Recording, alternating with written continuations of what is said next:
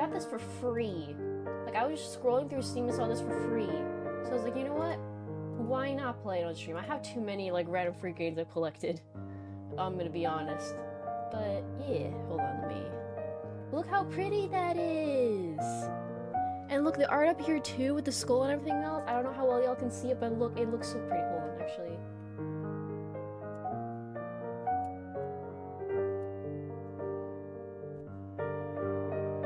See that? If you can see it a bit better? The music's a bit too loud. I can lower it. Okay, how's this in comparison? Where is there an... I don't know, man. Embrace your inner Hispanic. I don't know. That's better? Okay, slay.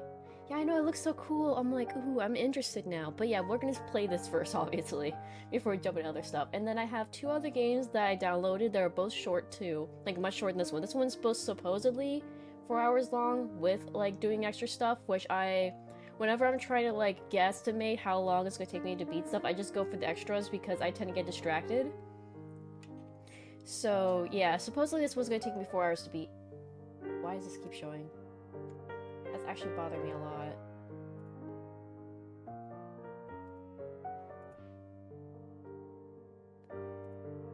Is that better? Okay, it's gone now. I don't know why those keep doing that.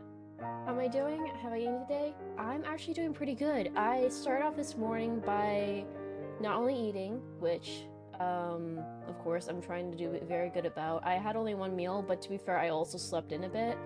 So I only had 1 meal before stream. However, I worked out. I worked out this morning, and honestly, it felt pretty good working out in the morning. Granted, I was struggling. My body just did not want to move. But it's like, now that's done and over with, I'm like, now that I feel pretty good, especially after the shower. Like, oh my god, the shower was heavenly after that workout. Thank you, thank you. How are you doing, Murmur? Have you been eating and taking care of yourself? Also, what happened to Dragon? I don't know why, but if this is the same on your end, but on my end, it's not showing Dragon as the top gifter anymore, which is really strange. Anyways, I'm gonna... Tutorial? We don't need a tutorial, right? Surely we don't need a tutorial. I'm gonna do the tutorial.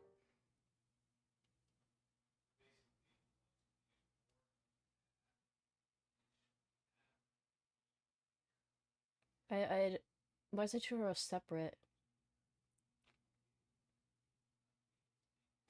Oh, it was pho. I hope I'm pronouncing that correctly. I apologize if there's anyone here who's Vietnamese and I butchered the pronunciation. But yeah, it's spelled P-H-O, and it was really, really good. I mean, granted, I unfortunately did not have the proper rice noodles. Like, I went to the store, I was looking around, I couldn't find any, and I was like, hey, do you have any rice noodles for making pho?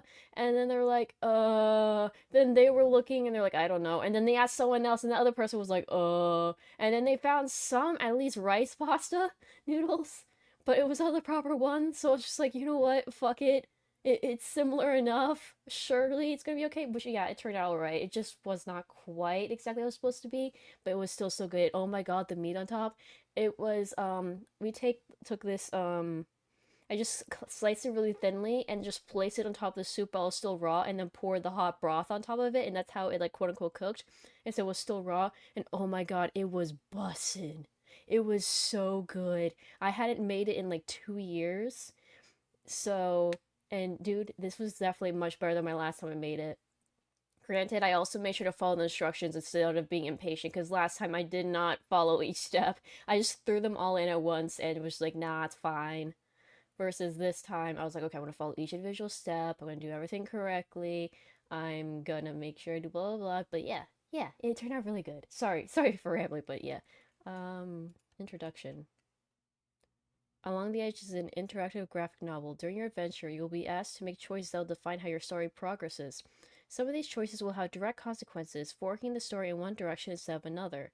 However, each of your decisions, even the most insignificant, will have an impact on the personality of the main character, Daphne. Oh, it's one of these kinds! Okay. Okay. When one of your decisions influences Daphne's personality, 1 or 2 symbols light up at the top of the screen. Okay, this thing here. The star, the globe, the sun, The moon. Okay. Along the edge, your decisions are neither good nor bad. However, the sum of your choices always lead to different scenarios. It's impossible to lose in Along the Edge. The branching of the story opens different narrative hypotheses, shaping your adventure according to your choices. Your progress is saved automatically. You won't be able to change the decisions you've made. Choose wisely. Okay, thank you for making it impossible for me to save Scum because I would be wanting to do that. We love Round Pixie. Aw, thank you. That's really weird. Hopefully it fixes itself.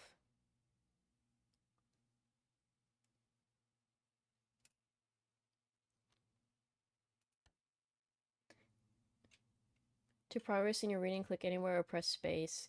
During your adventure, you will regularly ask to make choices. To evaluate a choice, click on the corresponding text displayed on screen or navigate between the different options with the arrow keys of your keyboard and press space. This is an example of a choice. Choose one of the two options to continue. Tip: to skip forward through the text quickly, you can keep space pressed. On the top left corner of the screen, you'll find the log button. It allows you to read the latest lines of text again. It is also accessible by pressing Tab. On the right-hand corner of the screen, there's the Options menu. It allows you to access the settings and quit the game to go back to the mains menu. It is also accessible by pressing Escape. Tip: your progress is saved automatically. The story will pick up exactly where you left it. Good to know, although I do plan on doing this in one go. But we'll see.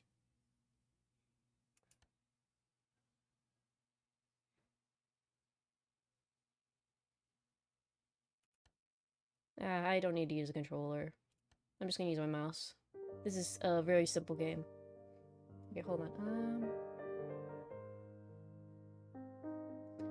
Oh yeah, I understand that. Like a lot of times, whenever I'm tired, I tend to be very emotional too. But I'm glad that you are doing much better today, and you had breakfast and you feel well rested, well rested. Oh my god, that's really good. Yeah, 2 floors in your house. The first one being for renting, the second one where I live. And yesterday, my mom told me she rented it to a lesbian couple. Hell yeah, let's go, lesbians. Okay, we're gonna start this now.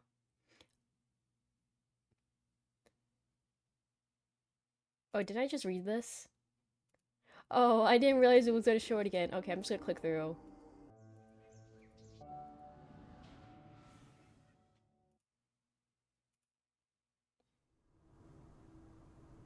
I love the art style already. I love it. This, I swear, these kind of things are gonna make me want to make my own graphic novel at some point. Cause it's like, I am like, I could draw art and make it a game. Like, yes, please. Anyway, Dr. Durant. So you're determined then? Daphne. Yes. I think I need a fresh start. This inheritance. It's the perfect opportunity to finally turn the page. Dare I say smash? Look at her. She's gorgeous. Oh my god, I love the hair color too. Dr. Durant, I know you convinced yourself of that, but are you sure you really know what you wish to achieve with this move? After all, you recently went through a major trauma, and there's still a lot of ground to cover. Between you and me, you know what I think of your decision, but I can't prevent you from leaving. Have you found a job there yet?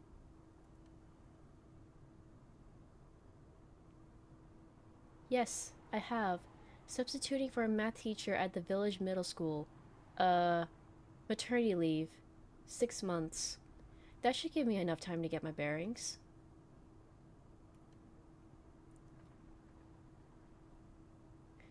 Don't you mind giving up your PhD? Your research career was quite promising.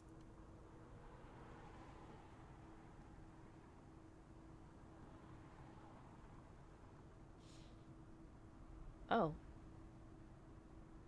Should I answer this according to how I feel I should? I don't know. This is so vague. It's like, bro, what do you mean this already? I do, but I have no choice. I'm leaning towards this one. Okay, it did the globe. Whatever that means. Of course I do. But that's the price I have to pay to get myself out of this situation. Then I'll give it a shot. I see. One last thing. I know your relationship with Frank has been tense. It is. You know, the breakup's still recent, and I always counted on his support. After so many years together, I need time. I suppose you're aware that you're about to break all your ties with him, probably for good. Are you sure you won't regret it later? Did you at least inform him of your plans? Oh, so I'm choosing to make the pass and everything. Okay, I see. That's neat. Oh, thank you for the love, Lizard. Oh, hi, Lizard. Let me greet Lizard. Let me greet Lizard. Thank you. Hi, Lizard. How you doing? Welcome to stream. And thank you for all the love, Murmur. Even though you were not letting me greet Lizard. You got lurk, but I exist. Okay, Murmur. No, Murmur. Fuck. Thank you, Lizard. 0 points? Perfectly balanced all things should be. But yeah, Lizard, hope work's going well for you. Thank you for stopping by. And a 10 stream streak? Hell yeah. I'm technically halfway through a programming, half technique. The power will have. Yes, embrace the power.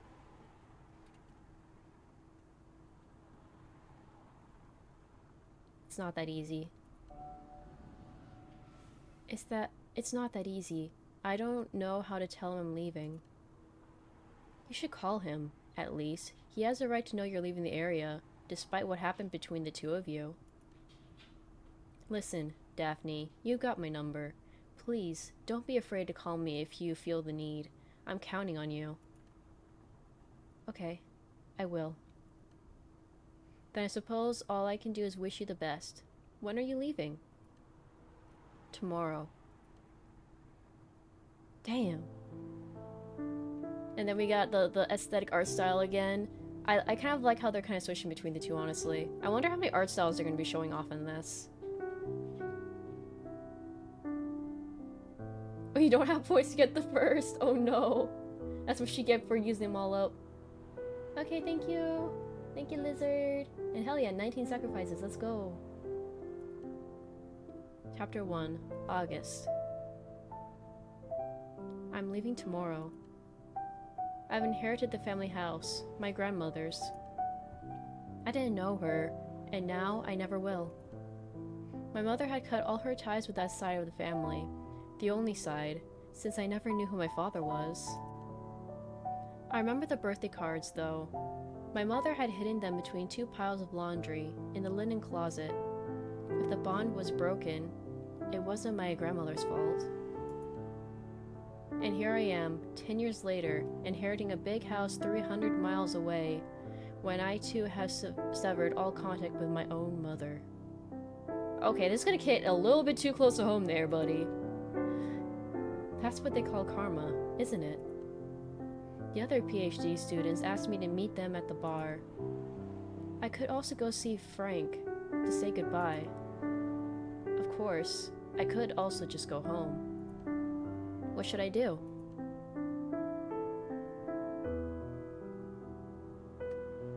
I'm not the type to go to bars.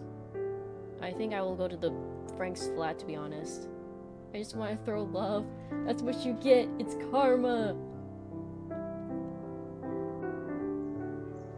I took one bus, then another. Then I walked, and my steps brought me back to the old apartment Frank and I used to share. I hesitated a few seconds before pressing the buzzer. No answer. I don't know whether to feel relieved or disappointed. I try again, to no avail.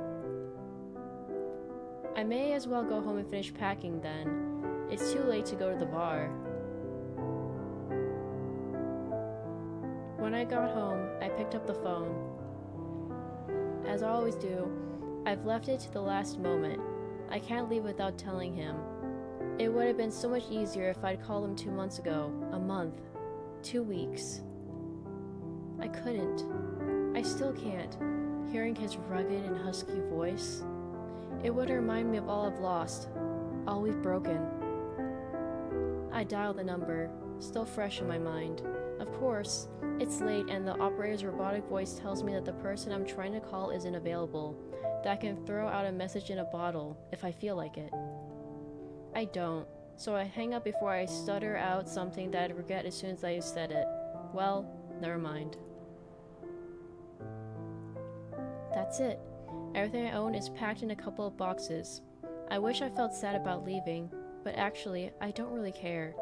My last night here, I don't know what I hope to find here. A fresh start? That's what I'm trying to convince myself. Perhaps Dr. Durant is right. Maybe I'm just avoiding the real issue. Did my mother feel the same when she left my grandmother's village 30 years ago? Am I following in her footsteps despite myself? The difference is that she had me. Me, I'm alone. I'm overthinking this. I've taken my decision. I can't afford to go back. I can't undo what I've done. I'll try to get some sleep. 300 cigarettes. Sorry, 300 miles. I got up way too early. It's going to be a long journey. Little by little, civilization slowly gives way to empty spaces. The highway is replaced by interlacing small roads, and the clear directions given on the major routes became a hit and miss search for clues which get more and more arduous as I near my destination. I'm blaming the person who recommended Call of the Lamb to me. I can't stop drawing lambs. Dude, I feel like that's gonna be the same if I ever end up drawing, like, playing the game, because I love the lamb... English. The lamb's design. It's really cute.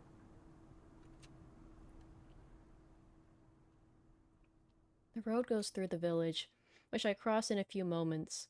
I thought I was getting away from the agitation of the city, but all this peace and serenity feels like it's hiding something sinister. Almost ominous. After a couple of miles, I turn onto a dirt track, overrun with weeds. I go through the gates marking the limits of the family domain. Then, on the right, I see a small stone house.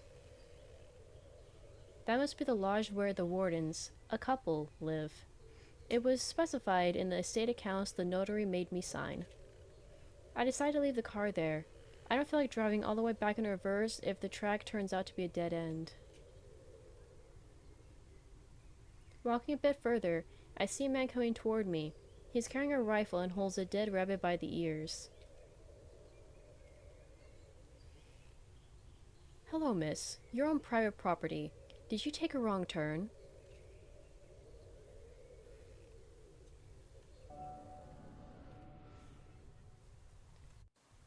What does the moon mean? Hello. I'm looking for the Delatour family domain. Am I in the right place? Oh, you're not lost then. Why are you here? I'm Daphne, Adelaide's granddaughter. Gerard Borton. I'm the warden. Nobody told me you were coming. Is the house open? No. Well, yes. It's been a couple of months now since Mrs. Delatour passed away.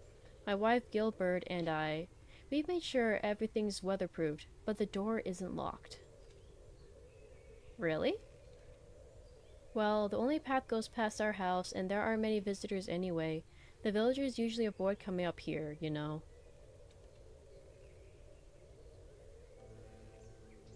Why do they avoid the house? People get worked up over nothing around here. An old lady living alone in a big house who doesn't go out much, that's enough to make them talk. Thank you. I'll be in the house if you're looking for me. I'll send you my wife, Gilbert. She'll help you open the shutters. Just follow the path. It's not very far and you can't get lost. Alright, goodbye, Mr. Burton. Have a nice day. I like how the art style is, like, simple, but the way the shapes and everything else here just works really well. It's really nice. Like, it's, like, really aesthetically pleasing to look at. You sent me the Descent into Madness? Okay, let me take a look-see.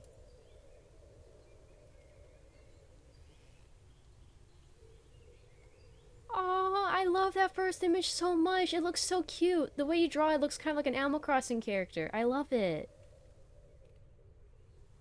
Oh, the boss. Okay, okay. That's cute. I love it. Oops.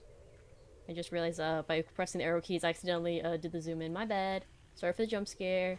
Yeah, that's so cute. I love it. About 100 yards further on, the path in the woods ends and I see the house, standing in a kind of clearing. Although several generations of Deltours have lived here, for me this is the first time I have seen the estate. The building is impressive, with the tower at the center of the facade, the last vestige of an earlier castle and surely the origin of my family name. As promised, the door is unlocked and opens into an entrance hall plunged in darkness. As I cross the threshold, the chill of old stone strikes me, slicing through the searing heat of the midday sun shining over the garden. Despite the gloom, I can make out the edges of the room, intimidated in its vastness, which makes a change from the tiny city apartments I'm used to. I'm struggling to open one of the windows to let the light in when a voice from the entrance startles me. Miss? Damn, the shadow overcast and everything. She'd be looking so menacing, bro.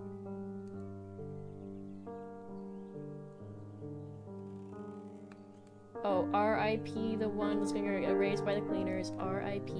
Hold on, let me get a little sip of water.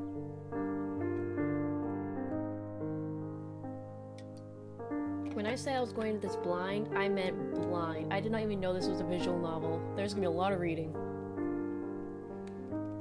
Miss? An old woman stands at the threshold. Yes? My husband told me you were coming to the house. Are you planning to stay for the night? Much more than the night. I'm moving in. Oh, and please, call me Daphne. I'll get more than enough miss when I start work at the school. Did they tell you about the succession?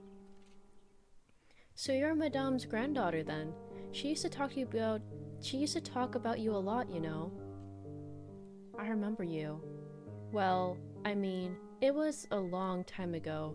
You were still a baby when Miss Sophie left. Madame never got over it. Well, I'm sure you've got a lot to tell me. But can you do it while you help me open the shutters? Light. Oh, of course, I'm sorry. So, are you moving into the castle?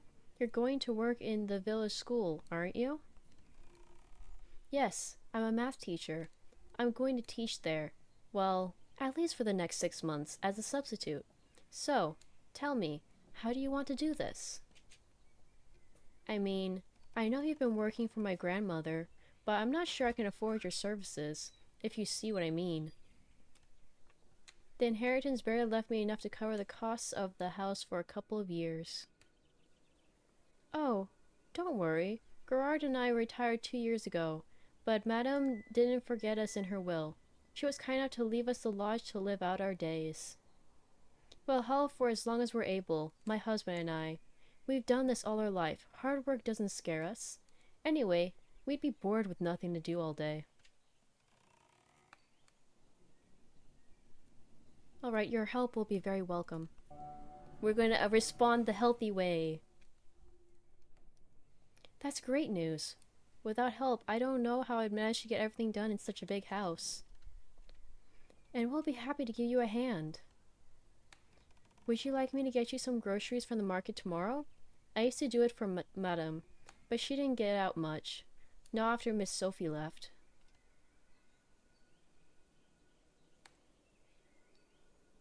Well, how can I see with all the hair in your face? No, for real though. I'm just gonna say it's because I'm looking at you with the eyes of my body. That's it. I can see through all of them. I see you. Except with this one's. Although I do want to get a toggle for my model in which, like, it actually does show my eyes here. Once I feel like I can spend money on it, because I'm not sure how much it's going to cost. It's probably going to be like 15 bucks or something if I go back to the same company that made this model.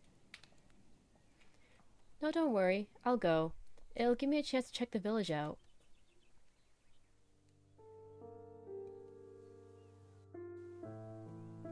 Yeah, literally the zoom in just makes me blind. Miss Burton helps me put clean sheets on my bed. The windows, now wide open, let out the musty air while ushering in the golden light of the summer evening's settling sun. Then she leaves me alone for my first night in my new home. I spend the evening watching the antique television in the kitchen while eating a leftover sandwich I'd bought earlier on the highway. I try to sleep, far from the reassuring sounds of the cars and the lights of the city, the forest silence only broken by the unsettling squeak of floorboards and the hoot of a hunting owl. I'm predictably grouchy the next morning, and if the sight of the empty fridge hadn't driven me to action, I would have succumbed to the inviting comfort of the sofa and wasted my day napping in the living room. The market. It wasn't exactly what I'd imagined. We all have romantic notions of picturesque little country markets, but this one was purely functional. Nothing romantic about the butcher's stall, nor the fishmonger's radio, tuned in, far too loud, to the local station that seems to broadcast at this hour of the day a playlist of songs that used to be popular but are now utterly outdated. I'm buying some bread when someone barges in front of me.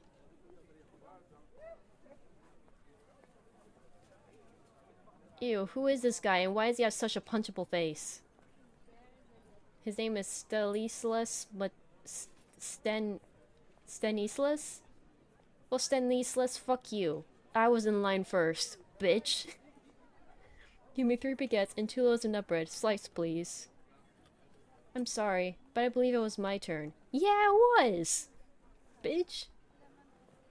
This will only take an instant, don't worry. Asshole. Asshole. No, I'm gonna keep calm. I don't care if it takes an instant or 10 minutes if you... You're not from around here, are you? What does that have to do with anything? Listen, miss, you really ought to educate yourself before you start making a scene. It's kind of embarrassing. See, I'm already done. It didn't take that long, did it? Have a nice day. Bitch! I should have gotten worked up. Fuck you. The man slips a bill into the baker's hand before disappearing down the street.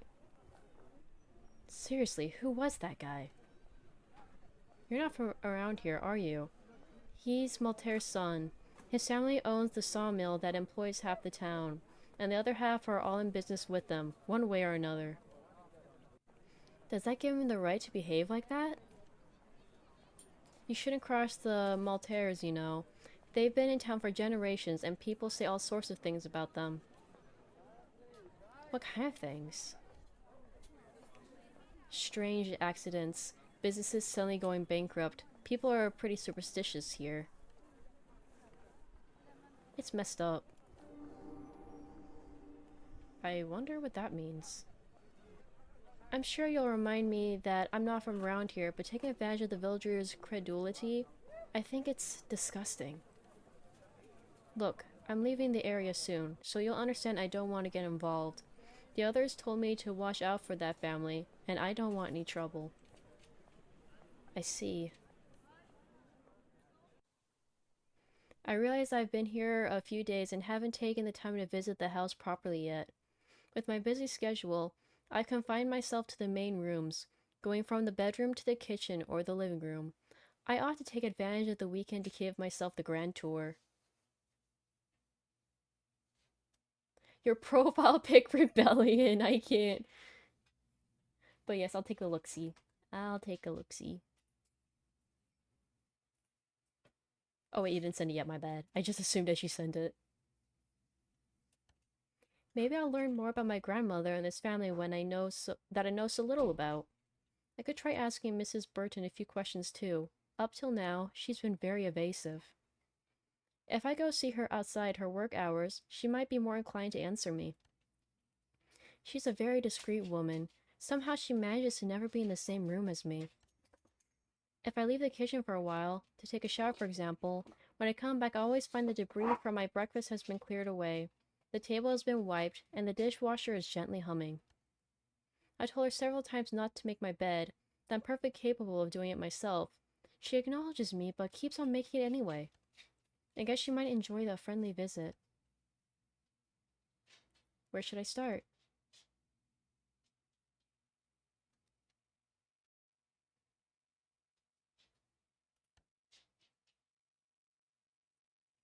Good morning, Mrs. Burton. How are you doing?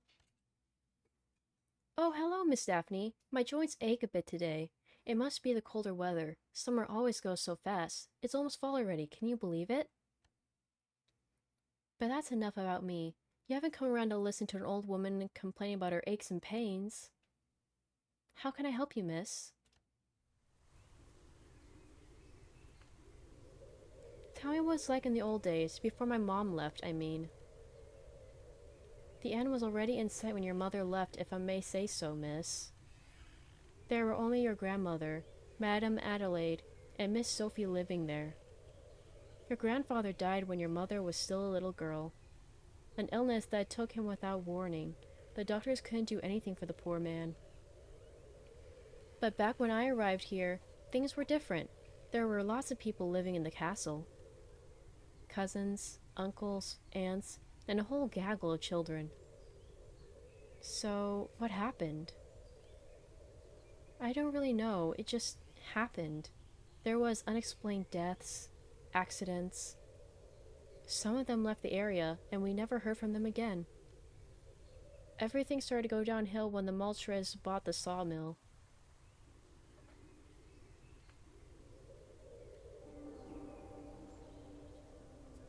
Do you really think that's linked? I mean, there's no logical connection between buying a sawmill and those accidents. I couldn't say, miss. I know is that when the Malters flourish, the Deltors wither. I met Malter's son at the bakery. That lout? It's none of my business, of course, but you should be careful with him. He's a good-for-nothing who spends his life doing goodness knows what in his car. I agree with you. He's an asshole. You're right. He acted like a jerk with me. Oh, approval? Dude, you can always send me whatever you want, bro. You're good. Aw, this looking so cute so far. Aw, and there's a little treasure chest with the hearts and whatnot. That's so cute. I love it.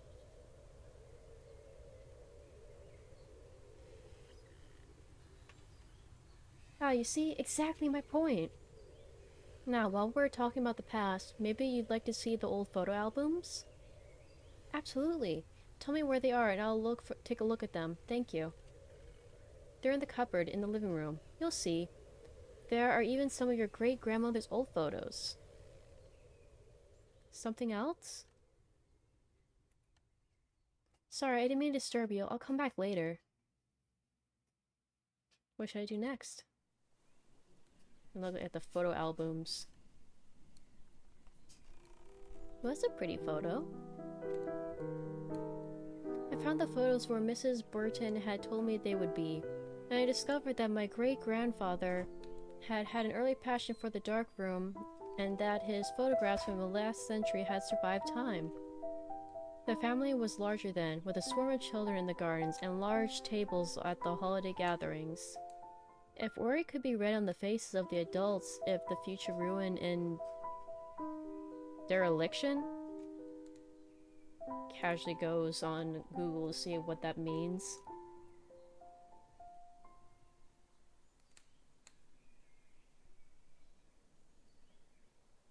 Okay, it's the state of having been abandoned, or the shameful failure to fulfill one's obligations. Okay. If worry could be read on the faces of the adults of the future ruin and dereliction of how still a tour could already crack the walls and yellow the wallpaper, it didn't show in these old daguerreotypes. I found a couple of pictures of my mother, first as a child, then as a young girl. The discovery of this treasure moved me. I had never seen what she looked like when she was younger. The final pictures show her belly getting rounder and rounder. And then, nothing. No more photos, as if nothing worth documenting had happened during the last 30 years.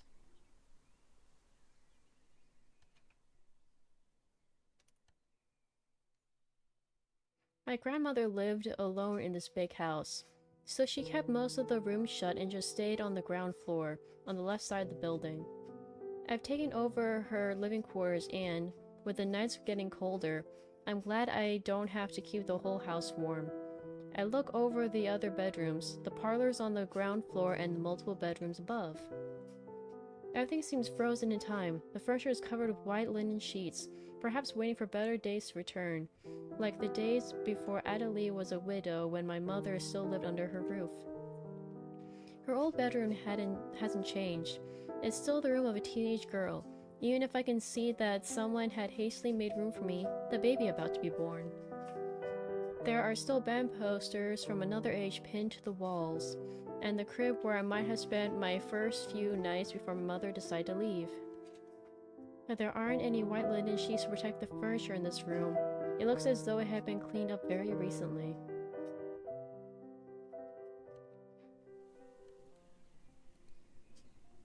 I couldn't find the entrance to the tower.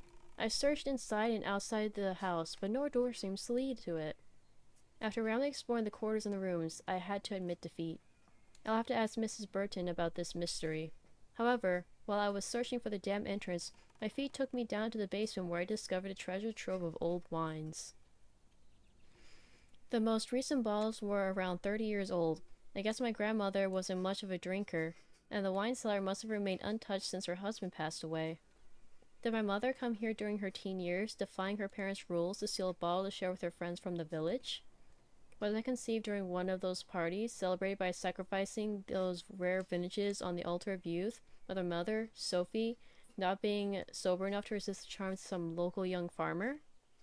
When I was old enough to ask her, she always told me, with a dismissive wave of her hand, that my father was from the village and hadn't wanted to recognize a child he hadn't asked for. All in all, she said, we were better off without him. Maybe I could bring a bottle to Mrs. Burton.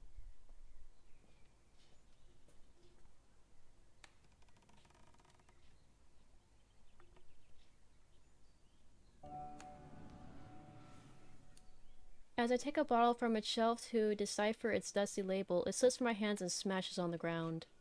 Suddenly, overwhelmed by the feeling, as though I was violating something sacred, trampling the memory of my grandfather, whom I selected this precise vintage to celebrate something special, I began to question my intentions. Am I offering this bottle as an honest mark of affection towards a kind old lady, or am I planning to get Mrs. Burton drunk so I can extract information from her? No, that was not my intent! It was literally the first one! I'm not taking another one now. No, this is my style. I'm not sure it would be such a good idea to get drunk in the middle of the day.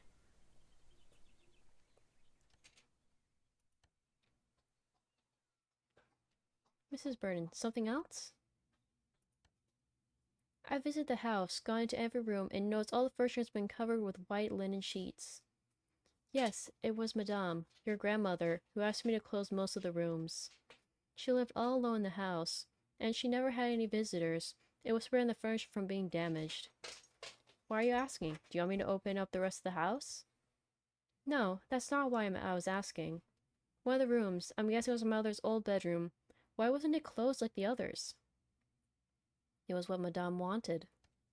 You know, when Miss Sophie left, it broke her heart. She was never the same afterwards.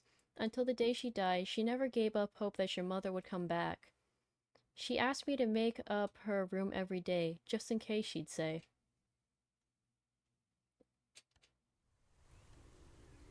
I couldn't find the entrance of the tower. Do you know how to get inside? Well, I couldn't say, miss. No, I couldn't tell you how to get in if my life depended on it. Madam, your grandmother, said that it had been walled up, and that we were better off not knowing what was inside. There's dead bodies in there.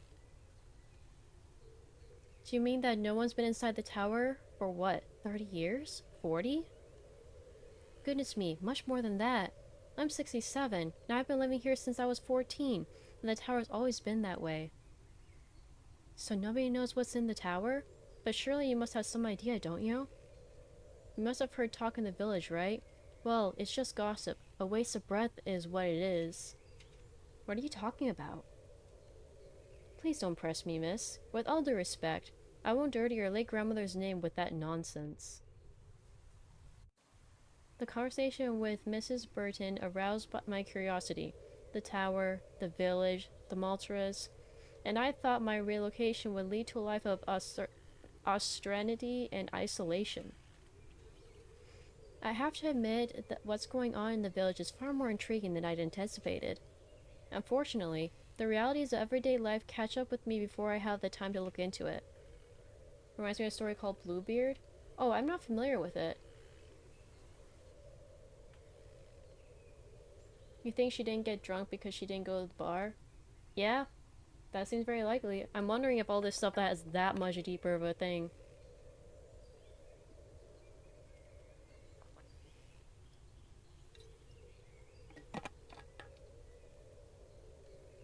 I'm obliged to spend the last days of August preparing for my classes at the middle school, and I hadn't realized how much work that would involve.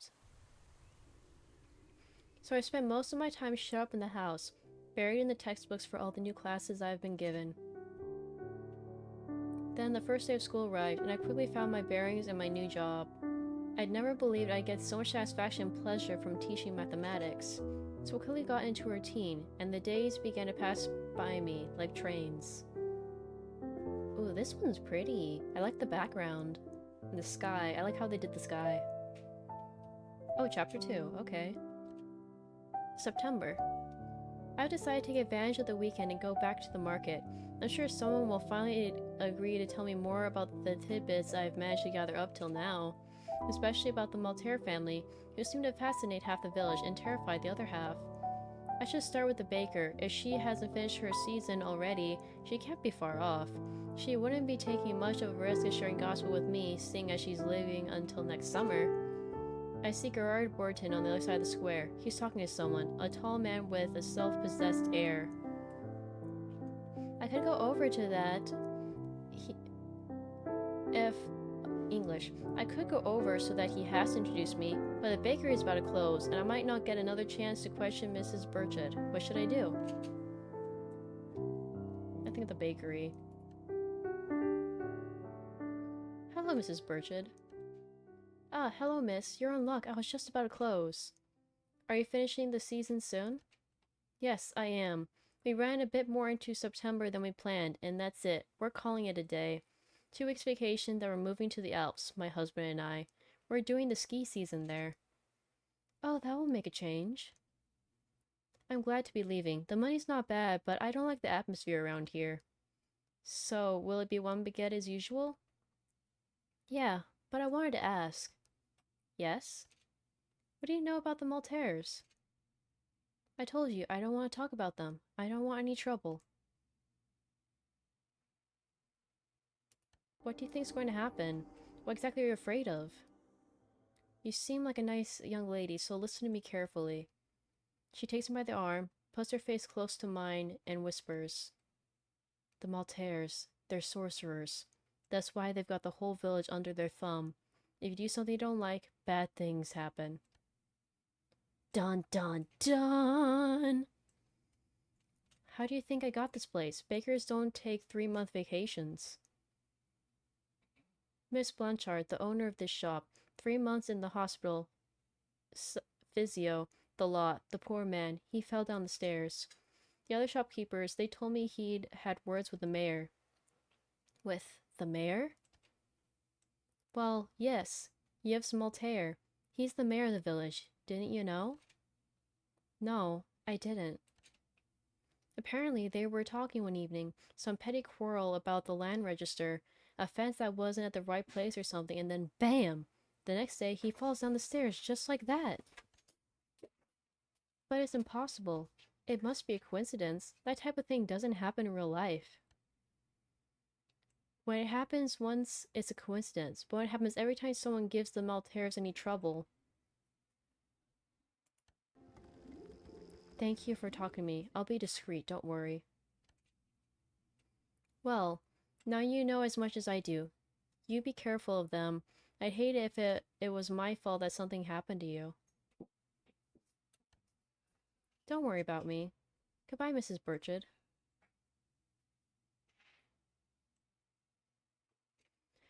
Okay, hold on, let me read what you wrote.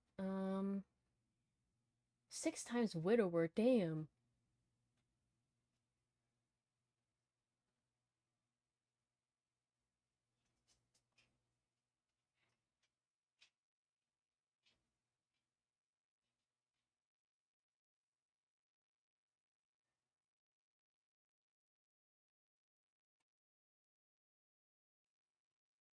Oh, damn.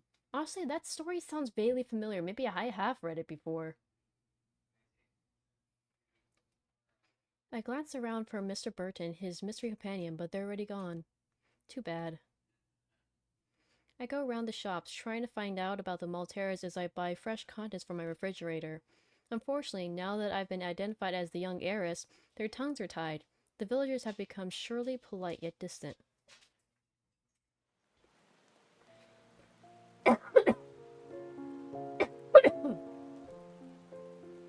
Sorry about that. As I carry my groceries to the car, it begins to rain. It doesn't stop for the whole weekend and the beginning of the next week. I'm at school, teaching geometry to my 6th grade class when the weather finally grants us a glimpse of sun. But the respite is short-lived when a bit later I discover a summons to the principal's office in my locker. Oh, thank you for the love, Mermaid, I appreciate it. Oh yeah, I'm good, it's just the amount of talking I'm doing my voice gives out on me. I don't know why, but whenever I read versus talking, it's worse.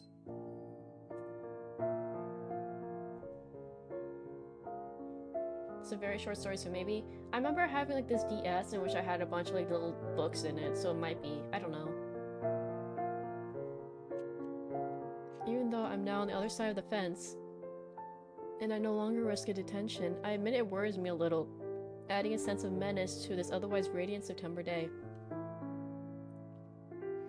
When I venture into the principal's office, I discover Mr. Chestnut, the principal, in a heated debate with someone who I guess is the irate mother of one of my pupils. The poor man is ashen. He cowers behind his desk, and he's so hunched up in his big leather chair it's as if he's melting into upholstery. Please, Mrs. Levique, you must admit that your demands are most unusual, to say the least. We've had nothing but praise from Mr. Deltour's professionalism and her motivation to the teaching of mathematics. Ah, here she comes. Mr. Chestnut fixes me with an imploring gaze as if I was the only hope of salvation. Did you want to see me? Yes, please, take a seat. Let me introduce you to Mrs. Levique, Jean-Baptiste's mother, you know, one of your 6th grade students.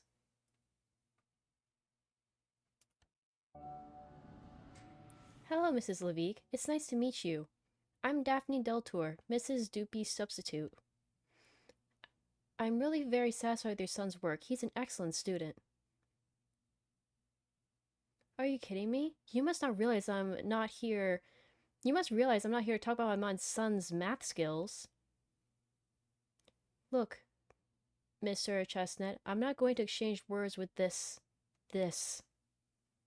Anyway, we had an agreement, you and I hope you keep your word.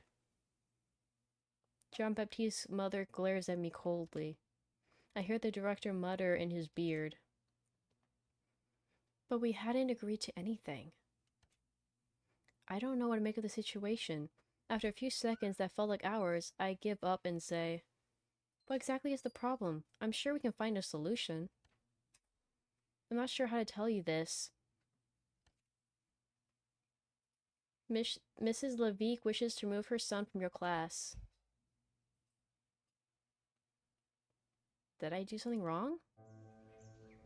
I don't understand. Everyone seems quite happy with my work. Why would you want to move your son from my class?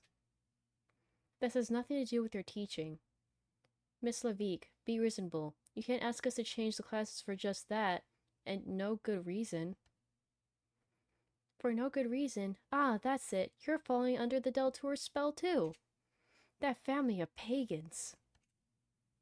You arrive in town, and just like that you think you can get away with anything? But me, I can see what you're up to, and I won't be fooled like the others. You want me to say it? What are you?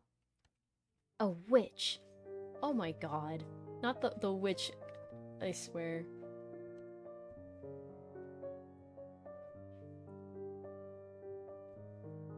Those tales of witchcraft have nothing to do with me. I don't appreciate your insinuations, and I will not be having my name associated with your archaic superstitions. I'm a scientist, and I assure you that I don't believe in any of this nonsense. And you, Mr. Chastain, I hope you won't let yourself be influenced by these medieval beliefs. I would happily continue to explain myself, but Mr. Chastain interrupts to cut short the discussion. You see, I was sure that we discussed it rationally we could come to a consensus. I trust you're reassured, Mrs. Levique. And Miss Delatour, I hope we can rely on you to take good care of our dear Jean-Baptist's progress? Of course, sir. I'll pay special attention. You're a witch, Harry! My girlfriend's a witch. Hell yeah. What? Oh, you're in it together. There's no other explanation. You, Delatour, won't get away with this. You haven't heard the last of me. Without warning, she leaves the room, slamming the door behind her. There's an awkward silence, which is quickly broken by Jean Castanet. There's the third time she's burst my office for this nonsense. I believe I owe you one, Daphne. You're welcome, Mr. Chestnut. Soothing parents' irrational fears is also part of my job description. When I finally get out of the school, it's almost dark and rain is pouring down again. As if today's events hadn't already annoyed me enough. I can't believe that woman came to criticize my work. And on what grounds? I mean, could she have been more bogus? Seriously, this isn't the Middle Ages. I'm sure they would have burned me at the stake for less back then, because of some stupid superstitions. I've lit a cigarette, and I'm sitting by the window brooding over these thoughts. When suddenly, the headlights of a car illuminate the bend in the road. To my surprise, it turns out the gate and comes up the lane of the house. Who would visit me this late? I think I recognize the grubby gray van with a ladder on its roof and the hastily patched up right wing mirror.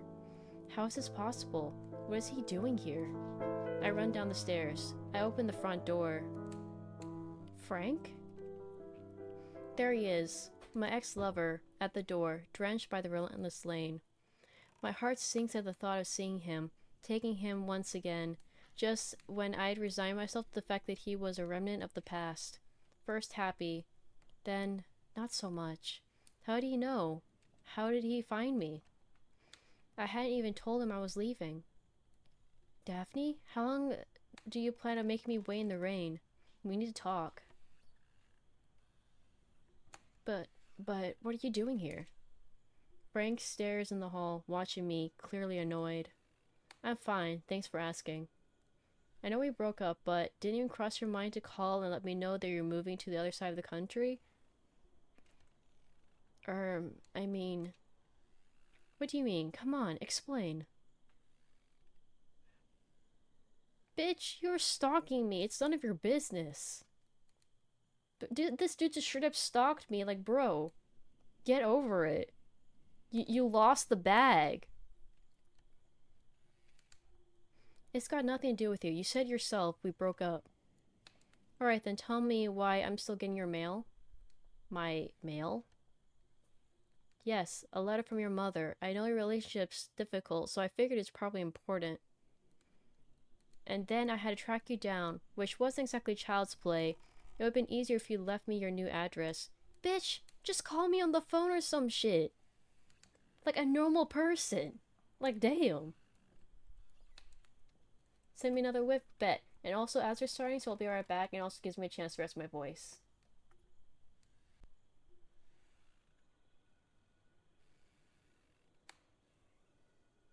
Hi guys, I'm back.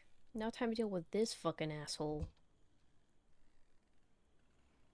And then I had to track you down, which wasn't exactly child's play. It would've been easier if you'd left me your new address. Honestly, this right here reminds me of my parents. If you know, you know. Oh, I'm on the wrong screen. Since I'm between jobs, I thought I'd take a few days off. Frank smiled at me, looking amused. I pretended to check out the room, he adds. Funny, I've been dreaming of a weekend in a bed and breakfast, or should I say a castle and breakfast. Oh my god, get the fuck out of here, you disgusting piece of shit!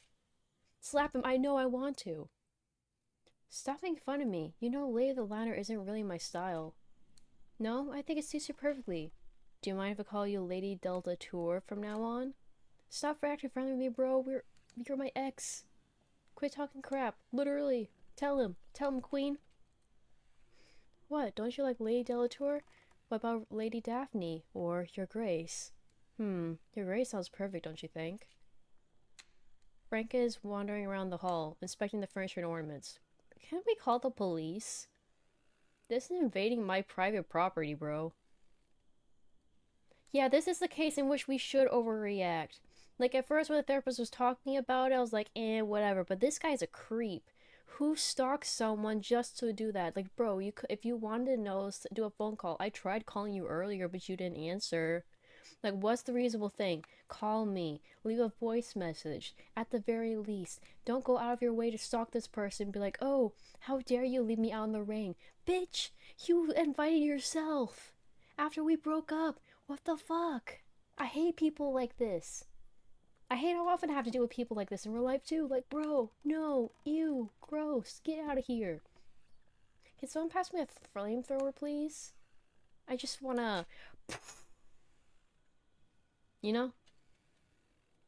If Chris, if you edit this, please do that for me. Please put him in flames. I need to see this man burn. If there's one thing he's perfectly good at, it's the way he can diffuse tense situations. Bro, this is making this situation more tense for me. Do you mind if we talk about it tomorrow? I've got to say I'm shattered. As he speaks, he pulls the letter from an inside pocket and places it on the chest of drawers in the hall. Your mother's letter. I know it's not easy for you, but if you need to talk about it, I'm right here. Thank you. Well, if it's okay with you, I'm going to crash on your sofa for a few hours. No, it's not okay. There's like 4,000 rooms up there. I can't let you sleep on the sofa. I'll set you up in a guest room. Even better, show me the way. I wake up early the next morning. Frank must still be asleep upstairs and won't be awake for at least a couple hours if I know him. I don't feel like getting up yet, so I decide to stay snuggled under the quilt for a few more minutes. I think about what happened yesterday and how odd the situation is. Frank is fast asleep in a room just a few yards from mine. I can't believe he came all this way just to bring me a letter from Mom. Is he regretting our breakup? Is this letter just a pretext to see me again? I was ready to never see him again, after everything we'd gone through. We met almost 10 years ago. It was so unlikely. We had a completely different lifestyles. He was a carpenter and I was a freshman at the university, science major. I just arrived in town. There was a party at the acquaintances. I still don't know why I was invited. I don't know why I went either. I guess when you're 20 years old, you jump at any occasion to go out. I guess the idea of escaping my student digs was enough to get me to put on a pretty dress and jump on a bus. Frank, you should go? Exactly. Dude, yeah, I experienced that with one of my exes too, and I got basically stalked after the fact, repeatedly, and then other people who were associated with this person were stalking me too. It was not pleasant. So yeah, it's creepy. Like, this to me is doing like red like alarm bells. But our hostess had insisted that he had given up and agreed to come. There were some things even science can explain, I guess. We connected immediately. Then in the same old story, a few years later we moved in together. It was a stupid paying 2 rents when we were living with each other all the time. 2 years ago, we took things a step further. Frank's a small carpentry business that was doing well. My PhD was on track. The subject just came up by itself. Frank asked me if I wanted to have a baby. For him, it was so simple. He was so sure about it. He was so sure of everything, of the strength of our relationship, that he didn't want to wait longer, that this was the right time. I had cold feet at first, objecting that I wanted to finish my PhD first. That we could have to think about it, but he managed to convince me. It wasn't that hard. I loved him more than anything, and I knew that, sooner or later, I would want to start a family with him. Why wait? We were happy, and then landed the pregnancy a few weeks before the due date. I lost the child. Oh, she had a miscarriage. Oh.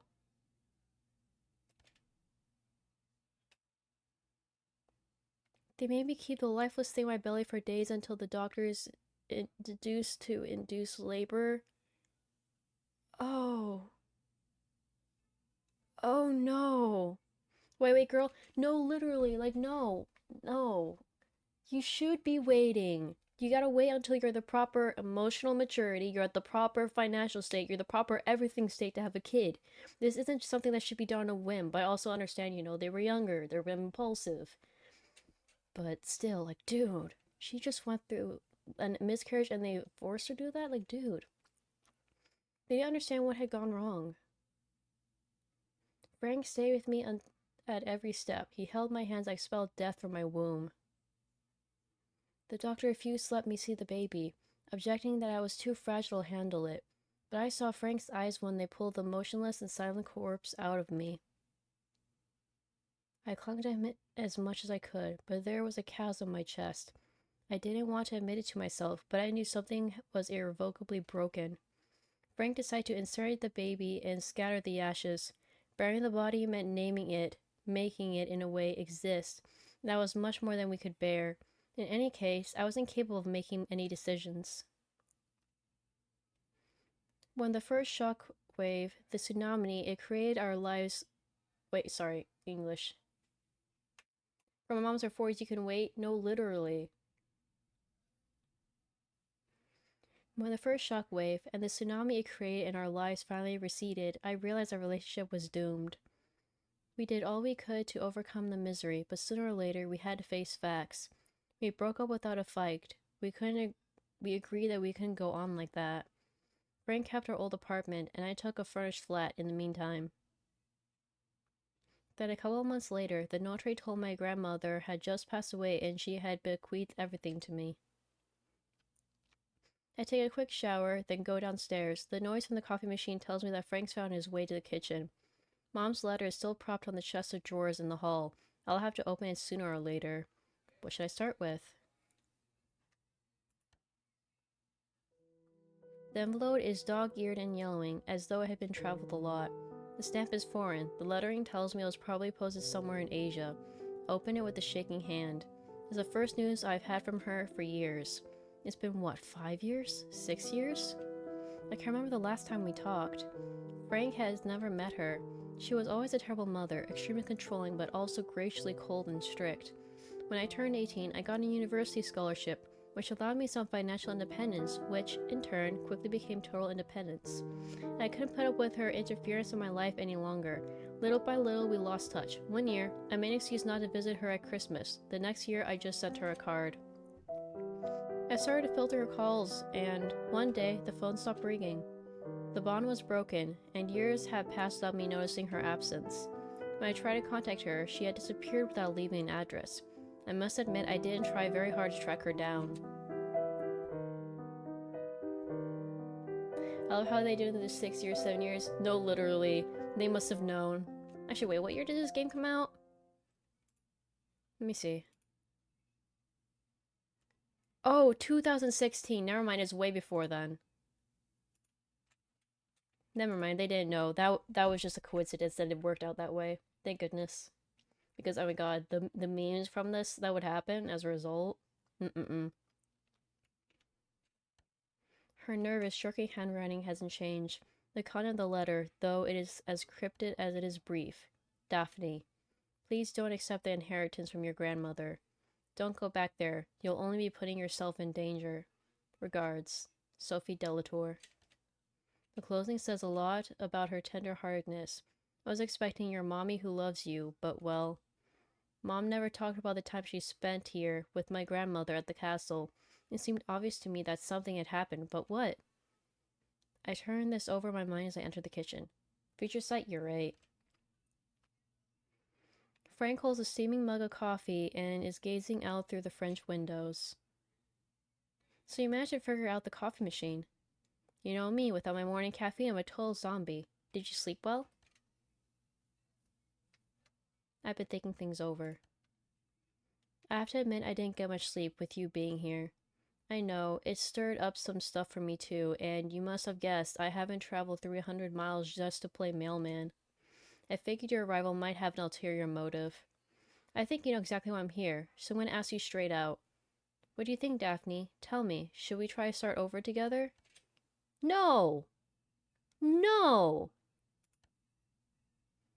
Look, I don't think it's such a good idea, not after everything we've been through. Alright, at least that's very clear. To my astonishment, his face relaxes all at once. He grins at me and changes the subject. So, seriously, what I've been doing here all this time? I tell him about my new job as a teacher. He's more interested in hearing about the village and insists on knowing every detail of the unbelievable story about the Maltress in the tower with no entrance. I also tell him about Mom's letter. He's not sure what to make of it either. Right, well, I've got to say, your stories are very exciting, but also kind of worrying. Here's what I suggest. Whatever happens, I'm going to stick around here for a while. No! Leave! Kick him out in the balls. No, for real. No, I don't want to start him over. I don't want you to be here. Be gone. I don't have any contracts in the near future, and I can afford to give myself a couple weeks off. After that, we'll see. If I find some work around here, I'll stay a few more months. No! It's not as if anyone was waiting for me to come home, and it would give us time to think things over. Bitch, she said no! That means no! Does it bother you to stay at the house for a week or two just until I can find a room somewhere? Yes, it bothers me. Listen, all things considered, I prefer you check into a hotel if you really want to stay around. It's complicated enough without having you under my feet, especially with our past. Okay, fine. I understand. But I'll be popping around for coffee from time to time, so be prepared. But... No buts. You owe me that at least, don't you think? No, I don't, you fucking asshole. You forced your way into here. You're forced a favor just so you could talk to me and be here. Hell to the no. What's with people and not understanding no means no? I swear to God. Most valid trash out? Literally. I'm sorry, this makes me crash out because this is exactly how my parents were every single time I told them no, stop talking to me and everything else. This is exactly how they've been acting and still have been acting. They sent me an email on Christmas. That was last month. Okay, wait, it's February, 2 months ago, but still. I'm sorry. I'm sorry this is bringing that stuff up, but like, bro, this is bothering me so much. If I could go into this game and sucker punch him in the face and then give him a nice kick in the balls, yes, please. Hi, Dahlia. Welcome to stream. How are you doing? Ignore my crash out, please and thank you.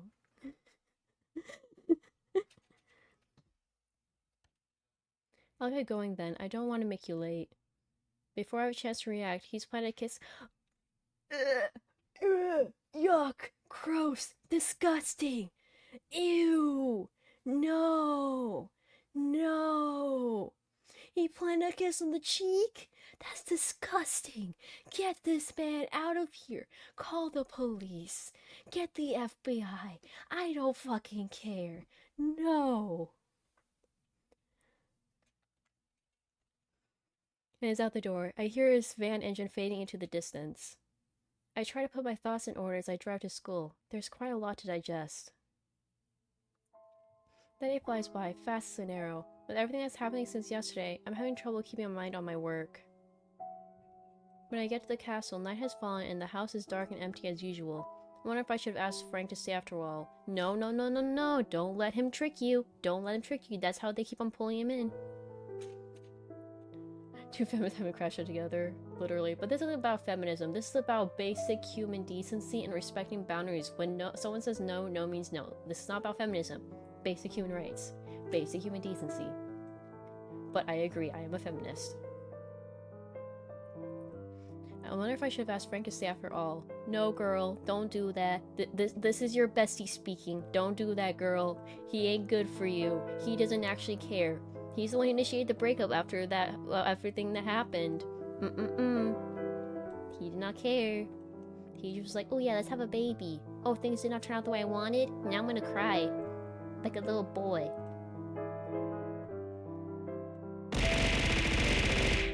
Thank you for the love. And yeah, you are right, Murmur. You are right. It would have been company for me, if only for a few days. Girl, go talk to the old lady. She seems really nice. I must have second-guessed myself. It would have been a mistake to let him stay. Thank you. Thank you. Yes. Days then weeks go by. Sometimes I run into Frank at the market. We make small talk, almost too small. One weekend, he drops by for coffee, but I've gone out. I find a note stuck to the door. Why did he just enter the house? I began to wonder if our relationship. Oh, he did enter the house. He just left on the door. Okay. I began to wonder if our relationship has become one huge missed opportunity. I'm walking in the forest. The leaves have begun to redden and the trees are clad in the bold colors of fall. It's getting late, but I'm too busy strolling along the path. I hadn't noticed, but night has begun to fall. I can see the castle at the end of the trail, but as I get closer, it seems to move away. I feel a presence behind me. I tell myself that I don't believe that rubbish, but I can feel myself yielding to panic. I begin to run. The house has disappeared completely, and I find myself in some kind of meadow. There's something in the middle, something that softly reflects the moonlight. As I get closer, I discover an oval pool filled with silvery liquid.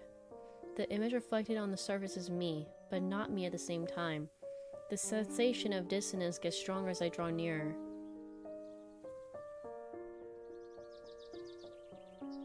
I can make out my facial features, but something has changed. I wear a severe skirt suit, not the kind I have in my wardrobe. Something in my bearing gives me an air of authority, of confidence. Maybe it's my hair, wrapped in a tight bun, or the heavy fringe that now covers my forehead.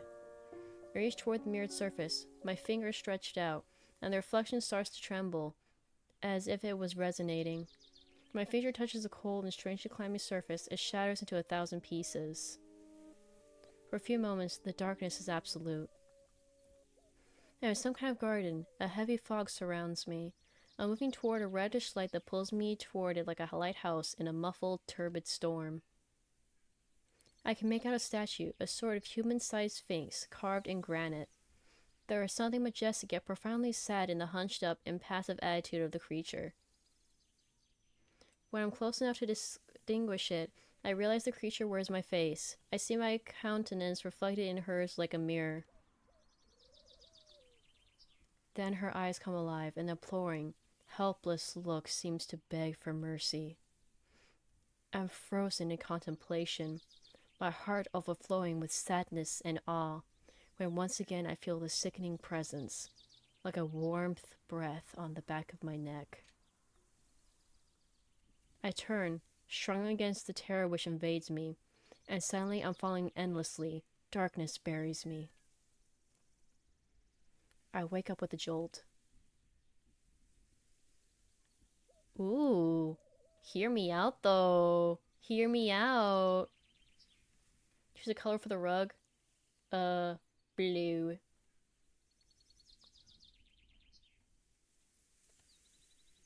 Chapter 3, October. I'm barefoot in the grass. Before me, the black mass of the forest seems to invite me. I feel a hand on my arm. Miss, I heard a noise, so I came to check. Miss Burton is standing next to me, looking concerned. What am I doing here? What happened? A bad dream, miss. Just a bad dream. Come on, let's get you back to bed. It's the forest, right? The Sphinx calling to me. Mrs. Burton guides me back to the bedroom. I fall into a dreamless sleep. When I wake again, the sun is well up in the sky. I'm surprised to see Mrs. Burton still here, asleep in a chair on the other side of the room. Thank you, Mrs. Burton. Thank you. Thank you. I appreciate you. I love you. I thank you with every fiber of my being for being the only reasonable person here so far. She's sleeping so peacefully. I feel almost guilty waking her up. Mrs. Burton? Oh, hello, Miss Daphne. I'm sorry, I must have dropped off. Dropped off? But what are you doing here? Oh, you don't remember? You gave us quite a fright last night. My Gerard heard you go out. He heard a noise and went to check what it was. When I saw it was you, he woke me up so I could take you back to bed. We're used to it anyway. It used to happen to Madame, your grandmother, quite often. Once or twice a month. We find her wandering into the garden, and we had to put her back to bed. It must be the moon. The moon? Well, yeah, she always did it when the moon was full. You know what they say, don't you, about the full moon? You must be right. Ah, well, the full moon always brings something with it. You have to beware of full moon dreams. Actually, I had a strange dream last night. It's funny that you should mention it. I was in the forest. There was a mirror and a sphinx. A sphinx, you say? Did you know that's part of your family's coat of arms? Maybe you saw it there. Well, perhaps the coat of arms? Yes, that's right. The blazon of Deltours. You should have a look. It's carved into the tower wall. A blazon with a tower and a sphinx. A bit like that one from the pyramids. I'll take a look when you get the chance. Thanks, you're right. Maybe I did see it there. Well, miss, if you don't need me anymore, I'll get back to the lodge. Garrod must be waiting for me to fix his lunch. Yes, of course. Off you go. I know how to look after myself. In that case, have a good day, miss. And if you need anything at all, just let me know. Miss Burden goes, leaving me alone with my questions. I telling myself this might have been a moment to call Dr. Durant. He said I could call him if I felt the need. I'm afraid that time has come. Maybe he'll have some answers, and it can't do any harm in any case. I pick up the phone and dial his number. Hello? Dr. Durant, it's Daphne Delatour. Oh, we're in hell now, lovely. Literally. Ah, hello, Daphne. Why are you calling? Well, you told me I could call. True, but you haven't been in touch since August, and now you're calling me on a Sunday morning. I'm guessing it must be important. Oh, I'm so sorry. I didn't realize. I can call you back tomorrow if you prefer. No, you were right to call me. That's precisely why I gave you this number, and I'll be more tuned in now than I would be between patients tomorrow. I quickly run through everything that's happened since I arrived. I end with the recurring dream, and with what happened last night. Hello from the land of the dead or sick. Hey, Dragon, are you feeling any better today, or are you feeling worse? And please make sure you rest and take care of yourself. How are you doing? Listen, Daphne, I understand why you've called me, but there's no cause for alarm. There's no proven treatment for somnambulism, and everything suggests that it's an isolated crisis, certainly due to your new environment. But you must have an explanation for the dream, don't you? Well, for that, we can look into psychoanalysis. Tell me, how would you interpret it? It felt like a premonitory dream. I don't know, the dream was really strange. It almost felt like a premonition. You're entitled to your beliefs, Daphne, but let me remind you that you are in charge of your own destiny. Don't forget that, even the dream was indeed a premonition. As you say, don't be trapped by the idea that your fate can't be changed. Yes, you're right. Most of all, don't push yourself too hard. Take some time to think things over. You've been through a lot of changes. When you get your bearings, everything will be fine. You'll see. Thank you, Doctor. You told me your ex-partner had paid you a visit. How do you see things there? It's intrusive. I think it's very pushy. I didn't move to the other side of the country just to have him follow me. Your violent reaction seems to indicate that you still have unresolved issues. Maybe you could take advantage of his presence there to talk over your relationship. Be honest with him and with yourself. Bro! Why is my therapist telling me to talk to him? No! We got contact, we broke up, I literally moved across and this guy's stalking me and you're not concerned? Like, bro? This ain't a good therapist, man. This is not a good therapist. I'm sorry, but unless I'm missing something about the story and whatnot that's really, really important, but so far there's nothing about this that's, like, okay. Oh, you're feeling worse? I hope you feel better tomorrow then. Call the police, literally. This guy straight up stalked me across the country, like, no. You're probably right. No, Daphne, no. You're on your way to finding a new balance. It's up to you to decide if it's in Frank or without. Okay, okay. He's not telling me to get back. Okay. He's just saying potentially talking it over to help me out with my decision. Okay. Never mind. I'll let him cook for now. I'll let the therapist cook for now. That's exactly what I plan to do. So you mentioned a young man, Stanislas, is that right? I may have mentioned him. Yes, but I really don't know what to think of him. On one hand, he was intolerably rude, but on the other, I do find the Melchior quite intriguing. I'm trying to point out that Frank isn't the only alternative. Maybe you're more open to new opportunities that you care to admit? Me and the Silence Maltaire? That seems a bit far-fetched, Doctor. I'm only reacting to what you told me, but if you'll allow me, I'd advise you not to rely on Frank being the solution to everything. And if you want your relationship to work, you need to make sure of your own well-being first. One last thing, before we get back to our own regular Sundays. Yes? How do you feel about your new job? I like it a lot. I know I wasn't sure about when I left, but believe it or not, I love my new job. It was perfectly normal to be anxious in your situation. I was sure you would enjoy it. You're right, teaching is really fulfilling.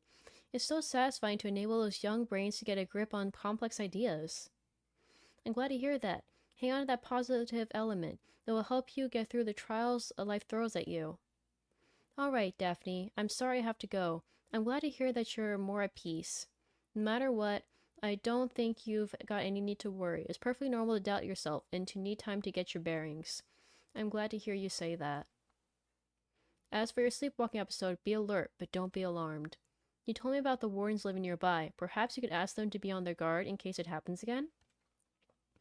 Call me if you ever feel yourself getting overwhelmed, and if needed, I'll refer you to a colleague in your area. Okay. Oh, and unless it's an emergency, try to check the day of the week before you jump out the phone next time. Yes, of course, Doctor. I'll try to limit my sleepwalking to weekdays from now on. Oh my god, it's so funny.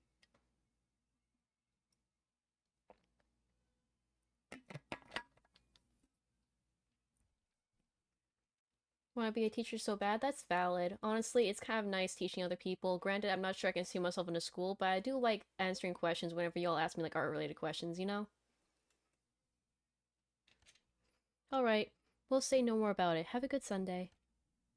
Thanks, you too. As I'm recovering from my night, lolling on the sofa with a good book and a cup of tea, I hear someone knocking. I'm surprised to find Frank, beaming at me on the porch and holding a bunch of flowers. Oh my god, bro! Take a hint! We said no! Why are you bringing flowers? Dude, this isn't romantic, this is just straight up creepy. Send me the last whip. Okay, let me take a look-see. Aw, I love it, it's so cute! It's just a little squishy baby. I love it. I also love like all the shapes you're using and whatnot too. That's so cute. No, literally, Frank, go away. When I saw them in the market, I thought of you right away. He hands me the flowers as he steps inside. Bro, I didn't invite you in. How about a coffee? How about you get the fuck out before I kick you in the balls and make sure that you'll never be able to produce another child again, you disgusting piece of shit. It's not a good time. I'm sorry, but this isn't a good moment. Can we do this another time? What's wrong? Were you having a nap? He's already inside and on his way to the kitchen. This bitch! I swear to God, girl, if you do not call 911 right now... It's through here, right? I didn't come through 100 miles to admire the scenery. I came to spend time with you. I've got a headache or I've got better things to do. Isn't gonna cut it, okay? Bitch! Bitch! She clearly has over and over again told you, I want nothing to do with you, and you are repeatedly violating boundaries. The issue here isn't her being not over you, the issue is the fact that you cannot get over her. Stop it. Get some help. You seek a therapist. You need some help, bro. Like, majorly. Like, bro. Respect boundaries. It's not that hard. When someone says no, you know what you do? You don't keep walking into the fucking house and all of a sudden start using her coffee machine. It means you get back in your car and drive 300 miles back. I'm sorry for crashing out, but this is irritating me so much. Thank you for actually checking headpads. Sorry, I'll stop shrimping. You're going to have to put up with me a while longer. I've got a few jobs up in the area. Oh, you fucking dickhead. So tell me, how are you doing? Resigned. I let him put the flowers in a vase and fix us 2 cups of coffee. Oh my god, girl. Oh my god. Don't. No. This is not okay. We chat for a while. In passing, I tell him about my eventful night. I listen to him with half an ear as I prepare my classes for the week. 1 hour and 2 coffees later, Frank finally decides to get to the point. You told me about your tower with no door. Do you remember? I've got to admit, I was pretty intrigued. Would you mind if I take a look? Not at all. Help yourself. I'm as intrigued as you are. I'm wondering what might be inside. In that case, I'll investigate and report back to you. Do you want me to check around for an old pipe? I think you ought to be properly equipped, don't you, Sherlock Holmes? Very funny. I'm sure I can resolve the mystery of the Yellow Room. Then Frank goes off to do his stuff, and I get back to my blanket and my thriller. He reappears late in the afternoon, his coat covered in dust and his shoes covered in mud. So, from looking at your face, I'm guessing it wasn't elementary, my dear Watson. Nope, I have to admit defeat. So, what are your conclusions? That there must be an entrance somewhere, but I couldn't find it.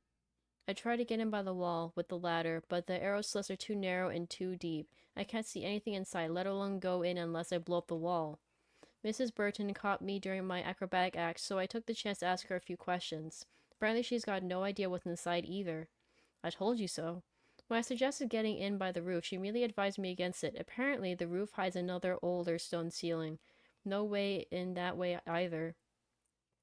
And thinking about the kind of scaffolding I need to get up there, I think I'll take her word for it. Well, at least she tried. Sure, well, I'd better go. I have a big day tomorrow. Thanks for the coffee. You're welcome. Now leave, asshole.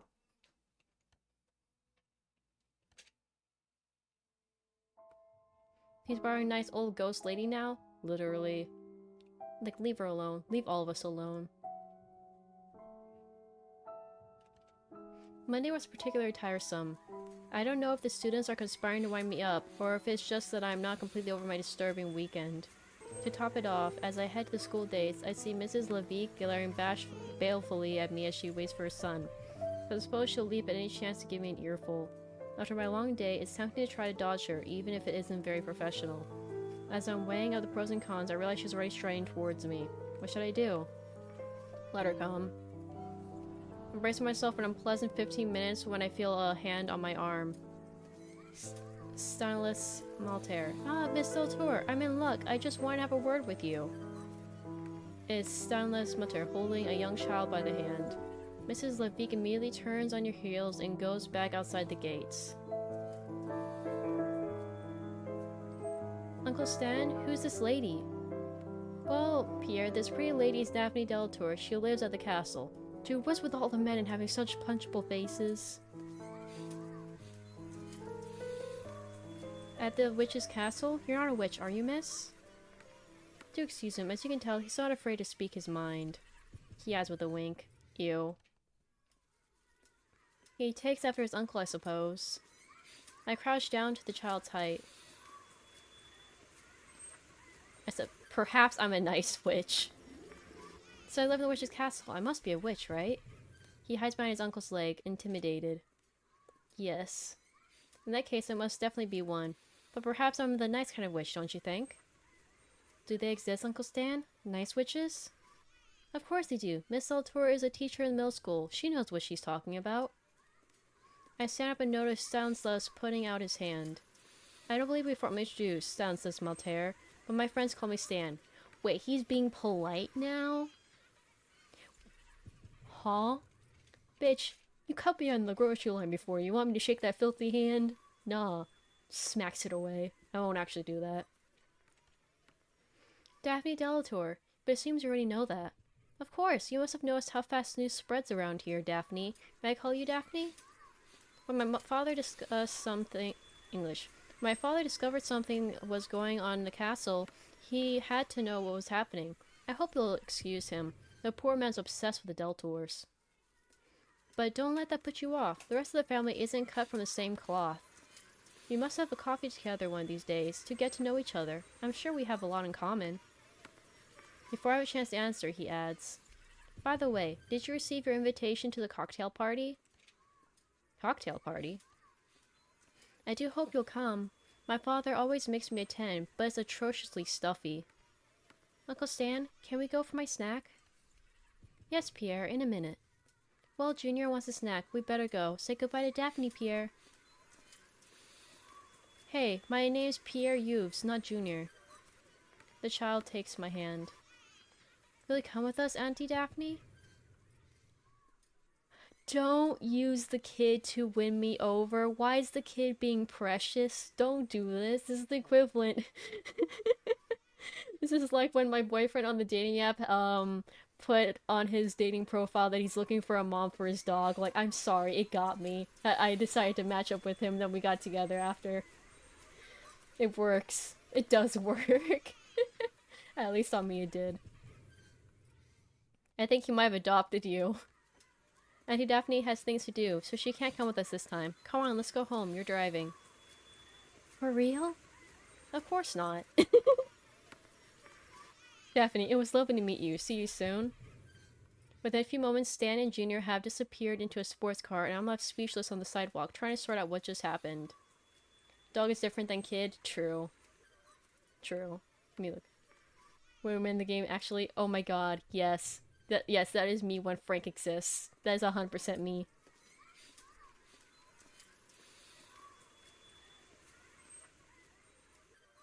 When I get back to the house, I discover I have mail. An elegant square envelope containing an invitation to a cocktail party. I guess that's what Stan was talking about. I'm just calling him Stan because I don't want to have to pronounce the whole entire thing. It looks like I've been invited to the reopening of the Town Hall Gardens. They must have been renovated. I bet all the cream of local society will be there, so it could be an excellent opportunity to learn more about the Malters. I could ask Frank to come with me, but I know this kind of social event isn't really his cup of tea. On the other hand, going on my own... I don't want anything to do with this man. Yet again, it's not his cup of tea. It would be evil to ask him to come when he doesn't like these kinds of events. He can suffer. Suffer tenfold for all the trauma that he's putting me through by stalking me. I'm not gonna ask him though. No, I'd rather go on my own. Then again, it would be rather hypocritical to ask him considering our situation. D-Day arrives fast. As I start to prepare for the evening, I'm confronted with a quandary.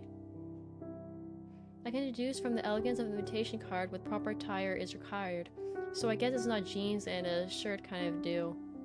I don't know anything remotely appropriate for this kind of occasion, but after rummaging through the wardrobe in my mother's room, I found 2 dresses that might be suitable. I just can't choose. On the one hand, there's a long empire line dress. I suspect it was a bit more my grandmother's taste and criteria of elegance. To be honest, I can't imagine my mother wearing this by choice. It's a pale blue, a color that generally suits my complexion. The other option is a black strapless dress, short and tight-fitted. I can totally see my mother wearing this. It's exactly the kind of thing she would have worn for nights out. Unlike the blue one, it leaves very little to the imagination, between the bare shoulders and the length, or rather lack of length of the skirt. Honestly, I really like how the blue one looks. The blue one looks really pretty. Look at it, it looks so pretty! Actually, it looks really cute on her. I might be a bit overdressed, but I think it's the most sensible option. Now that I've dealt with the dress, I just need to sort out my hair. I pin it into an elegant updo, add a touch of makeup, and I'm ready to leave. I'm already late when I leave the house. I climb into my little car, and a few minutes drive later, I'm there. The Town Hall Gardens are magnificent, with the terrace robed in the flaming colors of fall. There are already a lot of people, gathered in small groups, glasses of wine in hand. The guests are dressed up all to the nines. The event looks more like a lavish wedding than a gathering in a small country village.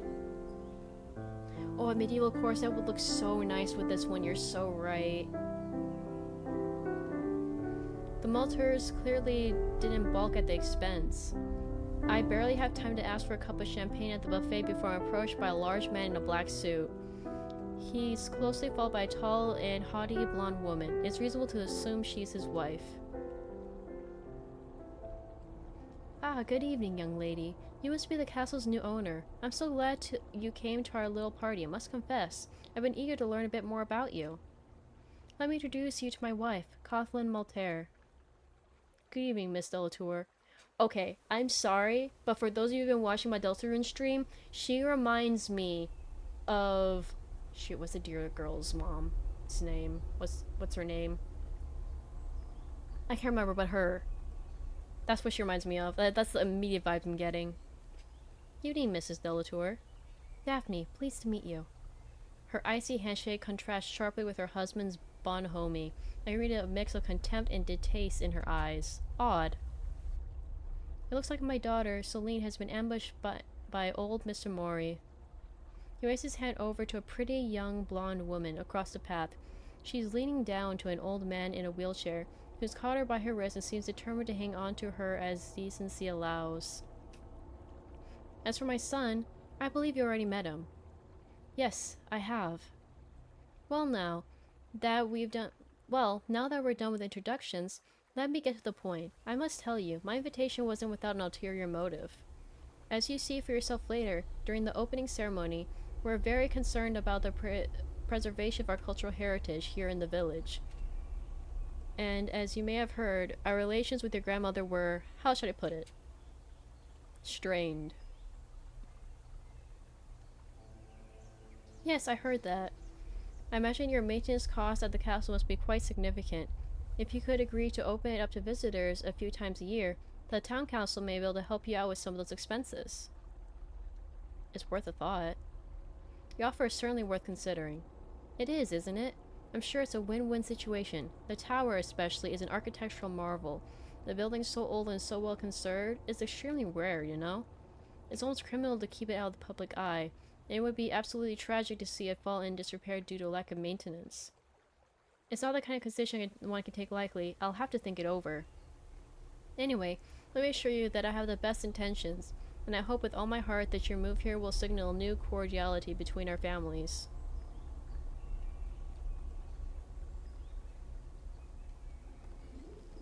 I'm surprised the tower interested you so much. Perhaps you could tell me more about its history? Sorry, I need water again. My voice.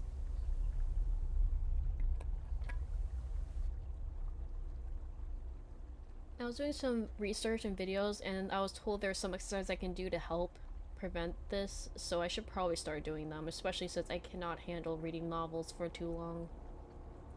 I'm not even raising my voice that much, I don't think. We tend to forget that not everyone knows our local history. The legends? Oh, local stories, the kind you find everywhere. I don't wish to bore you with it. Let's just say the tower is, in a way, the emblem of the village. The people would like to have it back as part of our community heritage. I find these local stories fascinating. Can you tell me more? Well, of course. There's the story of the Maiden's Ghost, a young woman who supposedly killed herself after her heart was broken by jumping off the top of the tower. It's said you can hear her weeping sometimes at full moon. There's also a tale about the Sphinx and the Druidess. Speaking of which, you must excuse me. I'm afraid I'll have to tell you another time. Bitch, I want to know more! Time's getting on, and I have to prepare for the unveiling of the statue. Edge VOD disappears into the crowd, but now I know who the other family members of the family are. I'll have to question them directly. Celine is still dealing with the old man, and Clothild, her mother, has taken advantage of her husband's departure to move over to the buffet. After all that, I'm not obliged to make small talk. I could also decide if I've seen enough and go home.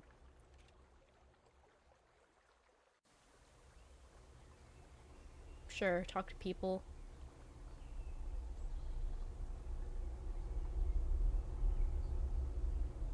You're welcome, girl. I'm saving you from this weird old man. Yesterday I had a full conversation with the English teacher at work. Oh, how'd it go? You speak English just fine until I start recording. I feel that, though. That's kind of how I feel the same way, too. You just have to kind of get used to it, you know? I feel like it's a humiliation party, you think? I don't know. It seems okay so far, but maybe I'm just confused. I don't know. I'm not the best with deducing people, to be honest. But anyway, let's continue. When she sees me approaching, Celine seizes her chance and manages finally to extricate herself from Miss Mori's clutches.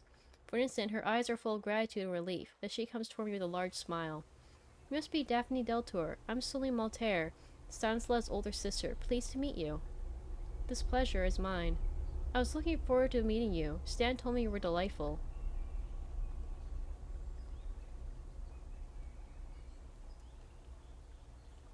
Really? He told you about me? He did, and I want to apologize for his behavior.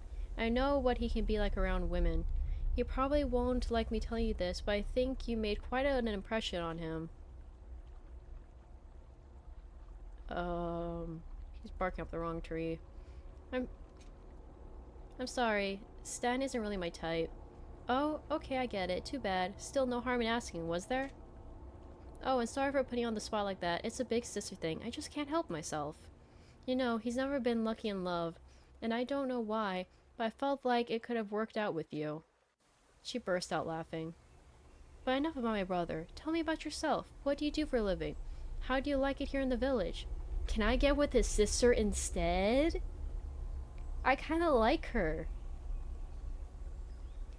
I actually kinda like her. Is that bad?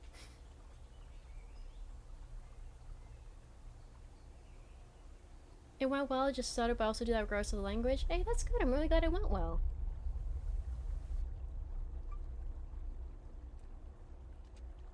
We talked for a good 20 minutes. Celine seems kind and outgoing, but I can't decide if it's not all just a front. I mean, yeah, true, but I like her so far. If this is truly herself. And her attention seems to wander quite often, until without notice she disappears in the town hall, leaving me hanging.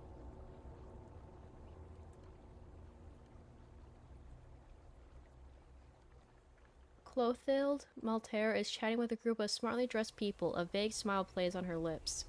Her face is hard to read. Was she reluctant to attend this function, or is the distant, haughty attitude part of her natural personality? Seeing me approach, she apologizes to her guest and takes me aside. Miss Maltaire. Listen, girl. I'm talking to Dr. Sakian and his wife. Even raised with such a lack of basic good manners, well, I hope you'll excuse my bluntness, but I'm afraid I have neither the time nor the inclination to teach you otherwise. Dude, what the fuck? I'm sorry? Question mark? So if you don't mind, I'll be going back to my guest and you, I don't know, enjoy the buffet maybe? Bitch? Yep, I had a gut feeling that was correct. I don't like this person. Stan, all the women in your family are hot, become trans? No, literally, become trans, I'll consider you. Just kidding, just kidding. Wish you a good evening. I'm gonna let her go. I'm not dealing with this. I'm dumbstruck as Clotha turns away and returns to her conversation. I didn't imagine she would be so hostile towards me. There's a ripple in the crowd. The guests are gathering around a platform. I suppose the unveiling ceremony is about to begin. Okay, I think this is a good stopping point right here. I'm gonna go on my ad break once again, so I will be right back.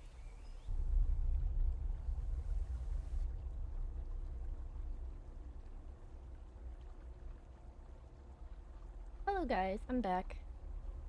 Take one more sip of water before I get started. Because I kind of like playing visual novels sometimes, because like I don't have to be fighting for like, you know, with my skills and whatnot. But at the same time, it's like, it's very, very draining on my voice. I'm sure it'll come with time though. The guests are gathered around the platform. I suppose the unveiling ceremony is about to begin.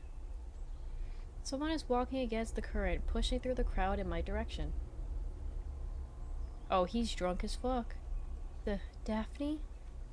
It's Stan, carrying a glass of wine and looking rather drunk. You came. Great. Are you alright? Something tells me you had a bit too much to drink, haven't you? Too much? No, just a small anesthetic to get through the old man's speech. Come with me. Your sister must be around here somewhere. I turn my back to him, looking for Celine, who should know what to do with her brother in this kind of situation. I barely have time to English. I barely have time to around. Oh, barely have time to around. Okay, my bad. Thank you for the head pats. Also, how's work going, Murmur? Pull me against him. I look into his eyes and understand perfectly well what is about to happen. I'm trying to hold him back, but exhaling wine fumes in my face, his mouth presses down on mine. Luckily, I'm saved by a rasping voice that stops Stan in his track. What's with all these people assaulting me, bro? Oh, isn't it enough for you to corrupt our youth? Beatrice Levique stands next to us, glaring at me. Calm things down. Calm down, Miss Levique. I was just leaving, if you just... Beatrice doesn't let me finish my sentence, but throws the contents for a glass of wine in my face. Girl, what'd I do? That's for you, you filthy. Surprised by the attack, I take a step backward and stumble. I feel a sharp pain on my left hand. I feel my cheeks flushing. A ball of heat seems to blaze inside my chest. Filthy what? Filthy witch? Is that what you wanted to say? Stan helps me up. I feel something warm dripping down my finger and realize I must have cut my hand when I fell. See, now I'm injured. Are you happy? Oh. Hello? Since I'm a filthy witch, I curse you. You'll pay for what you've done to me tonight. Is that what you wanted? Are you satisfied? If I'm a sorceress as you say, why not put my powers to good use? Daphne, your hand. Blood has been drawn. Careful with what you're about to do. With perverse satisfaction, I watch Miss Levique turn white as a sheet. I hold her gaze until she lowers her head and turns away. Deserved. Sam puts his hand on my shoulder and shakes me gently. Daphne? Daphne, do you realize what... I cut him off, exasperated. Oh, enough now. Leave me alone. I would react the same way too. I don't blame her. I try the bathroom to clean out my wound, wipe the wine from my face, and most of all, try to calm down. Smash, I agree. Woof woof bark bark, I second that, bro. But nah, that lady's afraid of splashed wine on my face to call me a witch. She deserves it. She knew what was coming for her. She can't whine and complain. I know, the art in this game is great. In the distance, on the platform, Yes Maltaire has taken the microphone and is about to speak. My dear friends, neighbors, and fellow citizens. We come together to celebrate the start of the fall season. As you all know by tradition, this time of year is dedicated to reflection and remembrance. It's a time when we think of those dear to us who have moved on, who wait for us on the other side. But it's also the time of the offering when we pray that nature and her invisible entities bring us a mild winter. That's why our craftsmen have worked so hard all summer in preparation for this celebration so that today we could present to you the fruit of our efforts. As we leave summer behind us to enter winter, this time of offering, as I said, seems like the ideal moment to renew our pact with our protectors. Those invincible forces who have allowed our traditions to survive, century after century, not to disappear at the whim of invasions and external influences, and who bring us good fortune, happiness, and prosperity every year. So I'm proud to present to you this physical representation of our pact, this statue, symbol of our community, that was worn down by the years of the weather, has now been remade by the masterful hands of our exceptional local craftsmen. Ladies and gentlemen, let me present to you the Sphinx. Chapter 4. November. She was transferred to intensive care last night, and she died this morning. The doctors did all they could, but they said her chances of survival were very slim. How did I get here? We're already well into November, yet I feel as though the cocktail party just happened yesterday. When Yes Maltaire unveiled the statue of the Sphinx that looked exactly like the one I saw in my dream, it was a thought I was struck by lightning. There in front of me, the confirmation of an intuition that's clung to me since I arrived here at the village. The feeling that there was something, somewhere, that would give meat to all this, something that I grasped at, but which slipped between my fingers like a trickle of water. I've decided to consider it as strength I could tap into, rather than a bottomless existential abyss. And this belief spreads into something else, something better, that guides me, helps me through the everyday trials of life. Frank went back to the city 3 days ago. He has to supervise some words there. He told me he'd be away until the end of the month at least. I was surprised when he came over to tell me he was leaving. It made me realize I hadn't seen him for a long while. I don't know what to think about this long trip, though. Maybe he's thinking of leaving the village for good? And then Stan tried to call me. Or rather, my voicemail has been completely deluged with his messages. He begged me to pick up the phone, that we had to talk. I did answer. I don't know what would happen if I gave him a chance. Is Delatour? Are you alright? You look upset. What happened exactly? How did she get into the accident? Here's what her sister told me. Beatrice Levy took the cliff road to pick up her son Jean-Baptiste after a soccer game. The car seems to have skidded on a patch of ice. It's terrible. When I think of her son. Yes, as his class teacher, I count on you to be watchful. Jean-Baptiste is going to need our support to get through this. Also, I'm sorry to talk about it under these conditions, but I did want to see you anyway. I know you're only here as a substitute, but we're very happy with your work so far. As you might have heard, Mr. Galvin is retiring next year. If you're interested, his post could be yours. Well, I might have to pull out all the stops with the Academy to convince them that we need to keep you during the transition period. That's why I wanted to make sure you're interested in a permanent job here at the school. I would be delighted. To be honest, I wasn't completely sure teaching was for me, but with this opportunity, my mind's made up. I promise I'll do my best not to disappoint you, Mr. Chestnut. Excellent, that's exactly what I wanted to hear. Mr. Deltor, I can't guarantee you Mr. Galvin's post, but I'll do my very best to keep you with us. As for you, don't change a thing, and we'll talk again soon. Thank you very much, Mr. Chestnut. It's my pleasure. Thank you. I love this man. He's very nice. Well, we've been over what I want to discuss, but may I ask you something a little personal? Oh no. Don't change my opinion about you, sir. I just said something nice about you. Of course. I'm listening. Stop if I'm wrong, but how can I put this? There's talk in the village. I know you had words with Mr. Levique at the cocktail party. Did you by any chance... I don't know quite how to put it. Well, let me just come, I'll share with you. Did you by any chance, and reiterate by the chance, have any extra responsibility for Mr. Levique's accident? Absolutely not. Mr. Chestnut, I understand that the people of the village may harbor some romantic notions about my family, but you of all people? I didn't know you shared these beliefs. If you're concerned about the influence of these superstitions on my efficiency as a teacher, let me put your mind at ease. I'm a woman of science. I don't give any credence to these beliefs and assure you that my teaching is no way impacted. There was no question. In that case, I don't see why we're talking about it. Is there anything else, Mr. Chestnut? Well, no, there isn't. Then let me wish you a very good day, sir. Miss Delatour. As of today, I had been emotional enough when I got to the castle. I discovered a sports car parked in front of the house. Of course, I already guessed the identity of its owner.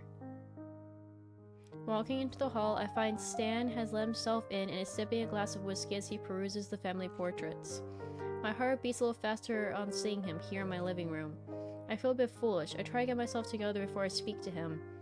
I would have offered you a drink, but it looks like you've already taken the matter into your own hands. It was open, so I let myself in. I'm not sorry since you've kept me on tenterhooks for some time. I'm always on my second refill. I thought school teachers finish work much earlier, don't they? I was held up. Daphne, we need to talk. I'm listening. Looking at the state of my voicemail, I guess you'd come over sooner or later. I'm listening. After all that's happened, I had to warn you. You need to know about our families, the village, and everything else. Thank you for telling me, sir. Thank you. I sit on the sofa, ignoring the armchair on the other side of the coffee table. Stan sits down beside me. Another man in our house? Yeah, but at least this one's a bit more acceptable, because at least he's not our ex. After dumping us because we had a miscarriage. If I could blame the uncle for his behavior at the cocktail party, I can't continue to ignore the strong signals he's sending my way. Stan takes a deep breath and begins. Of course, there's my father, his projects, and the old quarrel with the Delatours, and his sick obsession with the tower. But when I heard about Beatrice Levique, that's when I realized the situation was urgent. When I watched you do what you did at the cocktail party, I remembered everything I'd heard since I was a child, all those unbelievable stories of witchcraft. I never had any real proof that any of it was true, but when I heard she was dead, well, it's been haunting me all day. I had to tell you. I have to know, so I'm just going to lay it on the line. Did you know what you were doing back there? I didn't know what I was doing. I don't know what to think. Since I came here, I've felt things. Between the strange dreams, the castle, and everything I've heard about my family, yes, I wanted to believe. But now if the stories are true, then that makes me a murderer. Come on. When Miss Levique attacked me at the cocktail party, I lost it. I admit that. You can't imagine how guilty I feel. The poor woman, she didn't deserve that. I'm overwhelmed by emotion. I realize I've been holding back tears since the director broke the news to me. I burst into tears, and Stan takes me in his arms. I let him. I can't believe we become so close so fast, Stan and I. A few minutes later, I tremulously blink away the few tears. When he's most sure of the storms behind us, Stan gently lets go of me and, looking me straight in the eyes while holding my other shoulder, says, "Please forgive me. I've been terribly inconsiderate." Of course, you couldn't have known what would happen. I keep forgetting you're not from here, and besides, no one's told you what's happening in the village. Are you finally gonna tell me everything? Is someone finally gonna tell me things? And it's the guy I wanted to sucker punch in the face first of all people? I forgive you if you tell me. Oh, thank you for the stretch reminder. Let me actually go ahead and do that. Oh, you think you finished this drawing? If you send it to me, I'll take a look.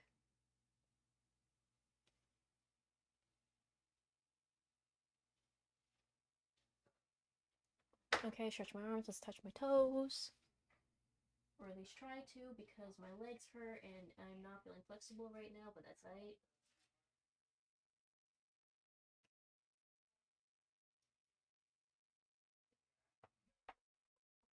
Okay.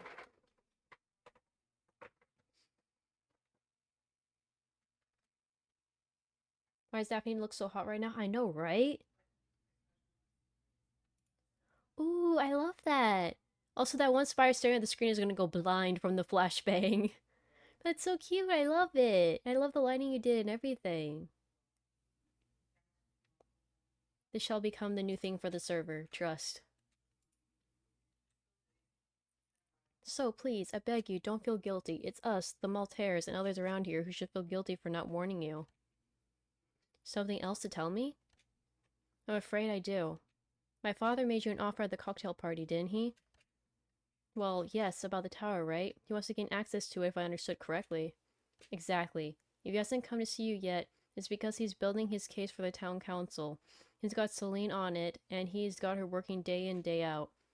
Poor Celine. He wants everything settled before he tells you his plans. What can he really do for me? The house is legally mine. He can't throw me out of it just like that for no reason. Maybe, but I assure you, it's no joke. Whatever happens, you mustn't accept it. Why do you want me to refuse so much? I know, Yves. Like it or not, I've been dealing with him since I was born. He's a shark, and considering how much he resents the Deltours, I can assure you that whatever he proposes to you will serve his own interests, and most importantly, it will harm yours. What did my family do to generate so much hate? It goes very far back, our great-grandparents, or even further, I don't know for sure. It's said that the Deltours have always been a very influential family in the area. Your family has kept to their traditions despite the law, and the name de la Tour of the tower goes from mother to daughter, and the eldest daughter has always been the spiritual guide of the community. The kids are so loud. Help. My condolences, bro. My voice. A kind of Celtic grand priestess, if you see what I mean. Since, well, Christianity never really got very popular around here, as you've probably noticed. The story goes that your ancestor, the grand priestess, had a dispute with my ancestor, and my family had no choice but to curse yours to save their honor. Since that time, the Maltaires have accumulated wealth and prospered while the Deltours have declined. Fair enough, but all that happening a long time ago, why keep such an old quarrel alive? Not only did I do nothing to harm your family, but it looks to me that the Maltaires already have the upper hand, don't they? That's where the tower comes in. As I understand it, these blessings have a price. My father wants to get into it to lift the curse that takes its toll on my family too. And the tower's the key to lifting the curse. But I can't let Yves get inside because he may want to harm me? Exactly. It may sound stupid, but I have to ask, do you know where the entrance to the tower is?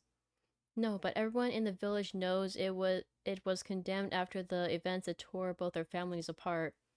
So why didn't anyone tell me? Don't judge the villagers too harshly. They're naturally suspicious, especially when it comes to us. Should I brace myself for more revelations, or is that it? I guess I've told you most of it. The crux of the matter anyway, but she must have 1,000 questions.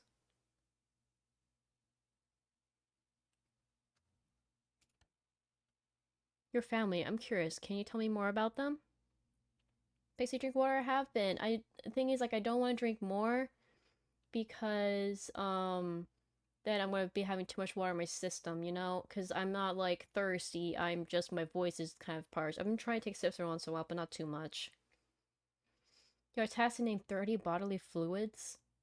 Uh, blood, tears, reproductive liquid, um, plasma,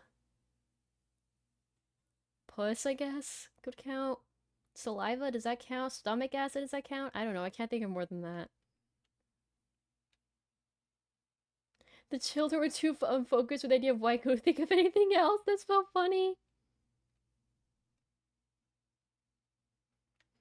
Your family, I'm curious. Can you tell me more about them? I think you already grasped the nuts and bolts. First, there's my parents, Yves and Clothild. Our relationship has been distant since I've been old enough to understand how they think. What do you mean? How can I sum up the Maltaire method? I would say manipulation, extortion, under the cover of good breeding, and if that doesn't work, then they throw money in the general direction of the problem until it's kind enough to disappear. Charming, but I'm asking myself, why would they stay in the village? I mean, with so much wealth, they could live anywhere, couldn't they? You mean somewhere less remote? You're not wrong, but don't forget they've been very attached in the area with their beliefs. They're much too afraid of losing their advantages if they leave, I guess. But everything I tell you is only speculation.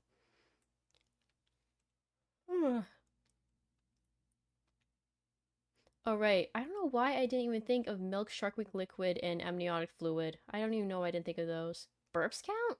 Oh, I didn't know that. Yes had decided I wasn't fit to be a number one of their heir long before I was old enough for them to tell me any one of their little secrets. And you? Haven't you ever thought about leaving? Of course I have, but Celine and her son are stuck here. I couldn't bring myself to leave them alone in the belly of the beast. Sure, that makes sense. Besides, I strongly suspect my father is, to some degree, responsible for the death of Celine's husband. A good accidental death just as the way he likes, whether it's supernatural or not. After all, seeing his own son wasn't up to the task, he needed an heir to pass his fine values onto, right? But that's awful. Welcome to my world. Of course, I'm doing my best to protect Pierre from all this, but I'm afraid I'm fighting a losing battle. He adores his grandfather, of course, and with good reason. He can be a very charming guy when he wants to be. As for Celine, she's always been kept out of it. She's always been the perfect daughter, and my parents, with their traditional values, didn't have any ambitions for her. I think all they wanted for their daughter was a good marriage that would, preferably, help the family affairs. Stam stops talking, his eyes far away. I'm lost for words. Finally, he breaks the silence before it becomes awkward. Well, that's it. Now you know everything.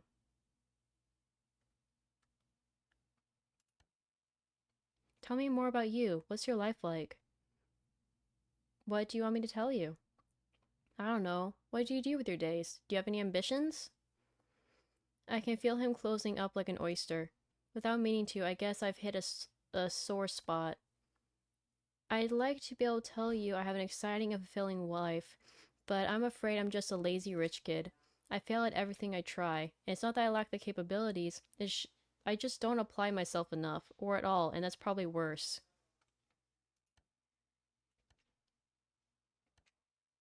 I tried to get into med school, but I didn't pass the exam. I tried law school, but I'm not as brilliant as my sister. I wanted to play the piano, then to paint, but I had to face the fact I haven't got an artistic bone in my body. In fact, the only thing with any meaning in my life is my sister and my little nephew Pierre. I don't know what I'd do without them. And then I met you. I know it's total cliche and kind of soppy, and I hope you're not going to make tracks, but I think that, for once, I'd like to go a bit further than just fooling around. Um, you know what? Fuck it. Why not? Me too. He doesn't let me finish my sentence, but throws himself at me and kisses me. There's a melancholic sweetness to his kiss that I hadn't thought he was capable of. Thank you. To my surprise and my frustration, Stan releases me abruptly and sits back down beside me. Well then, there it is. That's my life, broadly speaking. I don't do much with my time, to be honest. I don't know why I'm telling you this. I guess it's not as sexy as you thought. If you don't like it, it's never too late to change, you know? Alright, I'll allow it. I'm allowing it now because he's being a genuine person, not an asshole. And he apologized.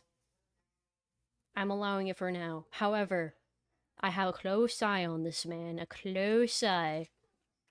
Sure, shall we talk about something else? Okay, good. I'll stop bothering you. Tell me more about your father's plans. As you told me, he wants to get inside the tower, and I'm afraid he'll stop at nothing to do it. If I know him, he'll certainly try to win you over at first. He's currently building a case for the town council to open the tower to the public. In return, they would pay all the maintenance costs. It could be worth listening to his offer, don't you think? The cost to keep the castle afloat can't be sneezed at, and the money I got in the will isn't exhaustible. I don't know how else to say it, but I don't have any proof except my own experience and the trust you may put in my word. But I assure you, to accept anything from my father would be a very bad idea.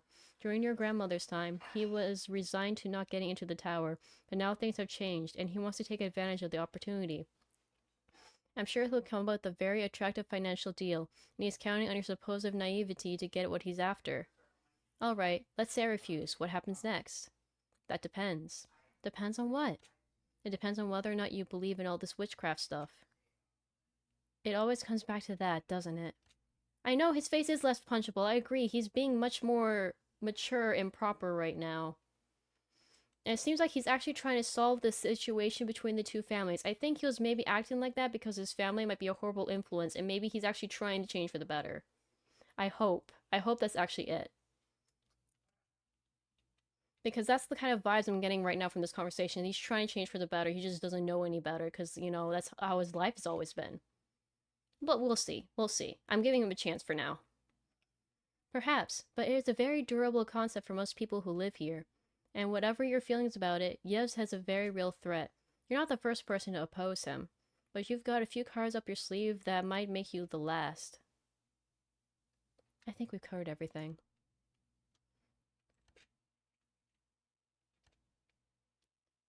There's still something I wanted to talk to you about. I've seen his eyes what kind of subject we're going to discuss. On one hand, Frank's still in the picture, but on the other, where's the risk of seeing if the grass is greener on the other side?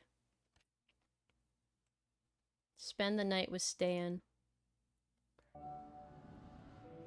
I think we've talked enough. Good. Good riddance. Get rid of Frank. I can't stand Frank. I don't give a fuck if this is what gets him to go away. I don't care. I think we've talked enough. As if he was only waiting for the word from me, he slips his arms around my waist and pulls me against him. We exchange a long kiss, very different from the one I received a couple weeks earlier at the unveiling. Without realizing exactly how it happened, Stan is half naked and we're in my bedroom. Hey, yo! Okay, kids, that's enough of this game for today. Lights out. Go in your bed. This is for adult time.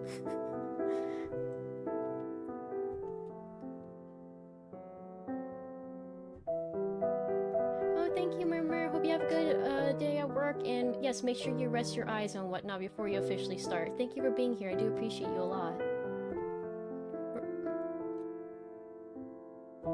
We don't get much sleep that night. Hey, yo! In the morning, I am woken by Stan stroking my cheek gently, a fresh cup of coffee for me in his other hand. Aww. Stan, I have to go. Thank you for last night. While Stan's dressed, kissed me, and left the room, I tell myself it's not a bad way to start the day. Days go by, and still nothing from Yves Moltaire. I must admit, finding out about his plans has left me in a state of permanent apprehension. I try not to worry about it. I mean, really, what's the risk? These stories of curses and witchcraft are totally unbelievable. Yves Moltaire can't make my car fall off a cliff by putting needles through some doll made of my image. But that doesn't mean he's harmless, and I'm eager to find out what he's up to. I will, thank you. You too, Murmur. And then there's Stan. I must confess I think about him more than I should. I'm not sure I want to follow up on it. Frank is still in town and won't be back before the end of the month. I don't know what I should do. Should I tell him about Stan? I don't know exactly where he belongs in my life now, but I think I could lose him for good if I told him. Then there's the Bortines. I haven't seen them in a while. Sometimes I think of Celine Moltaire. I'm not sure I've got her figured out, but I felt that there was something going on when I met her at the cocktail party. Perhaps I could call her. Maybe we could see each other again.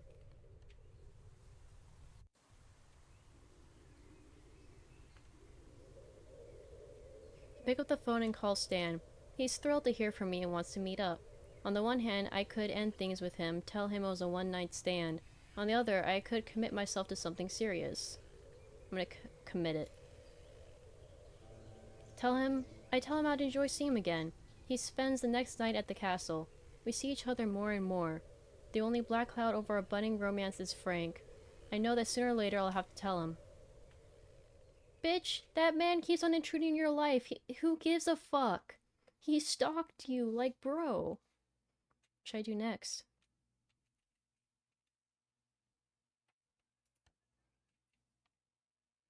When I call Celine, she's surprised to hear from me, but she welcomes the idea of having coffee together. We meet up in the afternoon, in a small tea room with a terrace that looks out of a 3-filled square. Celine is waiting for me, cup in hand, watching her son who plays with the other children in the playground next to the terrace. The reason for the choice of this tea room is suddenly clear, considering the strategic location it represents for the young mothers of the village. And since my miscarriage, I avoid these kinds of places like the plague, as they tend to dredge up a stew of bad memories. I try to keep my face composed as I sit down with Celine. I guess I don't do a great job since she asks me with a concerned face. Are you alright? Yeah, sorry. It's this kind of cafe with the playground. It reminds me of a time when my life was difficult. Oh, yes, of course, what an idiot. I should have known, seeing as you're a delator. What do you mean? Well, the delators always had, childbearing issues. There is a hush. Sorry, that was inconsiderate. No, it's nothing. It's me. I shouldn't let myself turn back to that page of life so easily, or I'll never get past it. But what do you mean by the delators always had childbearing issues? There's something they say in the village, you know, all the local stories. It seems that the delators, in exchange for being the spiritual leaders of our community, had to pay a kind of tribute. And that tribute was the sacrifice of the firstborn of each generation.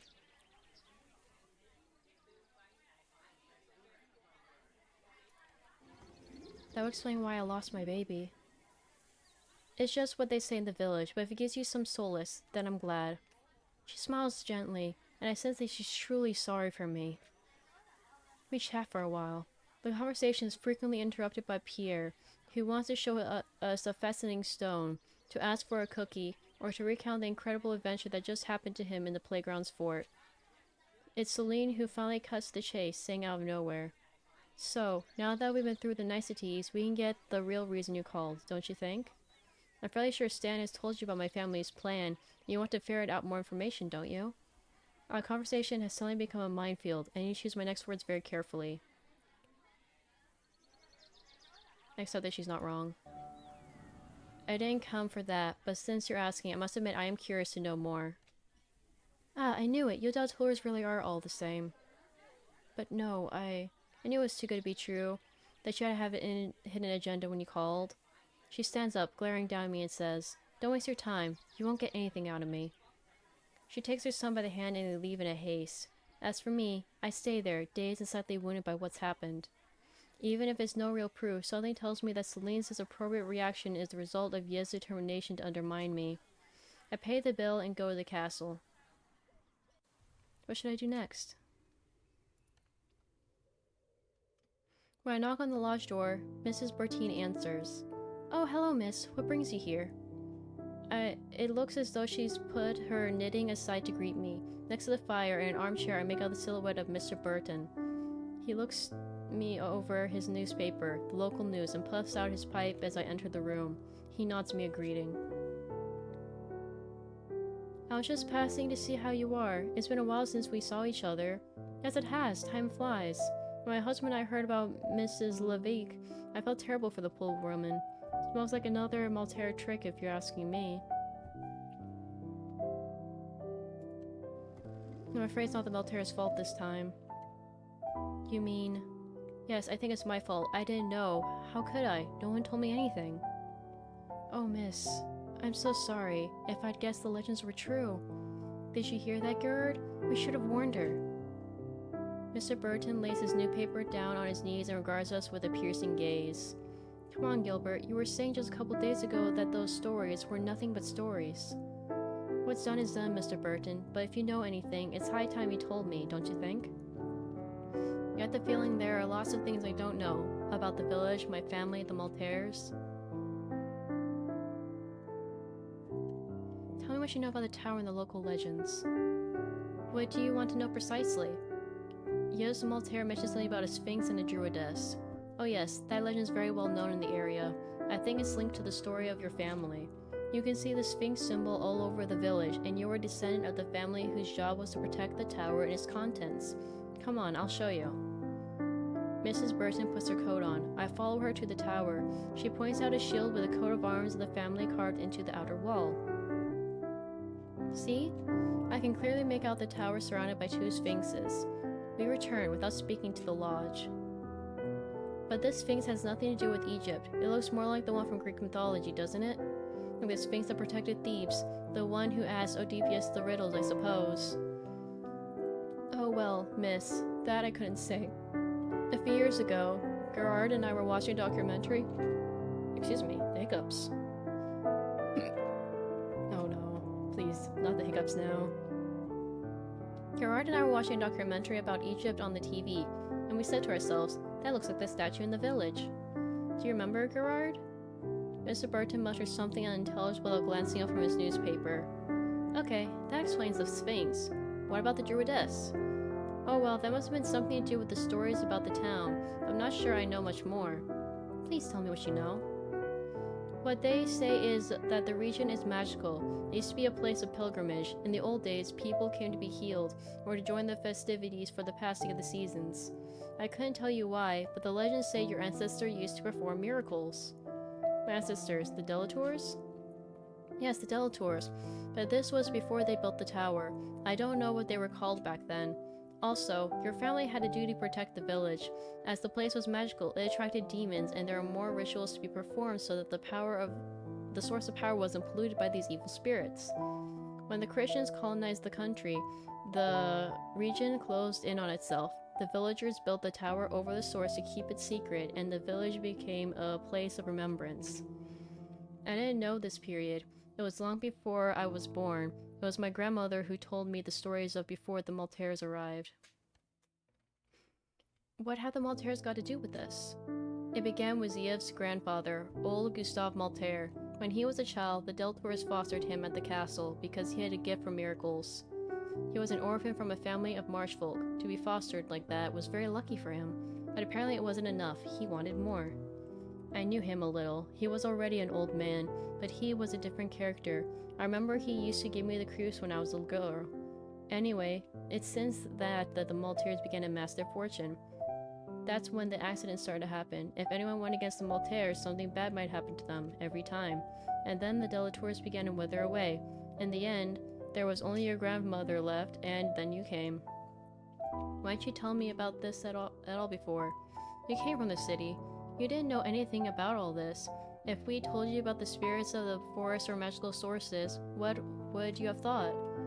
And we thought it was just old stories. You weren't born in the time of miracles, and we don't know much anyway, my husband and I. Tell me what you know about this so-called cursed. I can't tell you much about it, miss.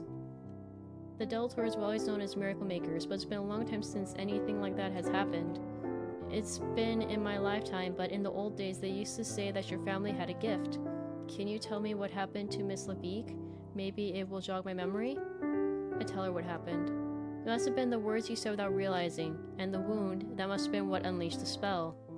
But no way. I refuse to believe that uttering some words, any words, could have the consequence of killing someone. Do you realize what you're suggesting? It's a shame your grandmother's no longer with us. She would explain everything to you. Yes, I imagine she must have known a lot more about all this. And yet, I still think that maybe it's a Maltaire trick. That would be pretty twisted, don't you think? Oh, well, nothing that would surprise me with these lowlives. By the way, Gerard saw the Maltaire boy's card in the yard the other day. Didn't you, Gerard? Hope he wasn't bothering you? Yes, he dropped in to see me. You should expect to see more of him. I think you misjudged him. I don't think he's tarred in the same brush as his parents. It's not my place to tell you what you should do, miss, but I'd be careful with that man. Tell me more of Miss Levique. You seem to know her. I wouldn't exactly say know her. Let's say she was the talk of the village some years back. Really? Why? Her husband was a brute, the type who drinks too much, if you see what I mean. There were several incidents. It went on for a few years. Beatrice Levique would never have filed for divorce, and Yves Multier was very supportive when her husband disappeared. Disappeared? You mean he died? No. Well, I don't know. Just like that, he was never seen again. They say Yves Multier drove him out the village. Beatrice Levique was sure it was thanks to the Multiers, as she worked at the town hall. Well, it was best not to speak ill of Mr. Mayor when she was around. I see. That said, Yves did a good thing there, didn't he? That depends. No one really knows what happened to Levique, and even so, one good deed doesn't redeem a lifetime of wrongs, does it? But that means her son, Jean-Baptiste, is an orphan? Well, yes, but don't worry too much about him. His aunt took him in. You must know her. She's the wife of the fishmonger, you know, at the market? They're a good family. I'm sure they'll take care of him as if he was their own. That's some consolation, at least. I have to go. Thanks for answering my questions. So, now you know everything. Well, Gerard, we told her everything, didn't we?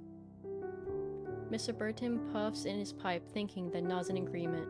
My wife and I, we're just the wardens. We were never in the know. Your grandmother, she could have told you, warned you. It's a lot to swallow. But everything you've told me is pretty hard to swallow. The curse, the source magic, the evil spirits. Whether you want it or not, it's in your blood, miss. It's your inheritance. Wait for Yves Multier.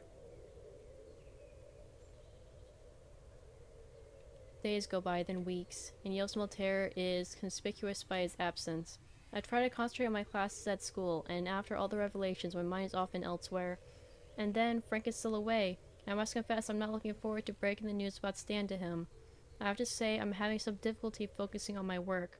And to top it all off, the principal told me I was going to be inspected by the local education authority, which adds to the general climate of anxiety. I'm in the forest. It's the same dream again, the one I had last month. I have a sense of deja vu, but something has changed. I run to escape the presence that follows me. Once again, I reach the pool in the clearing. I draw closer to glimpse my reflection. It's the same image as last time, but it's more precise. Almost more real. I'm wearing a skirt suit, the type of outfit I've adopted for teaching.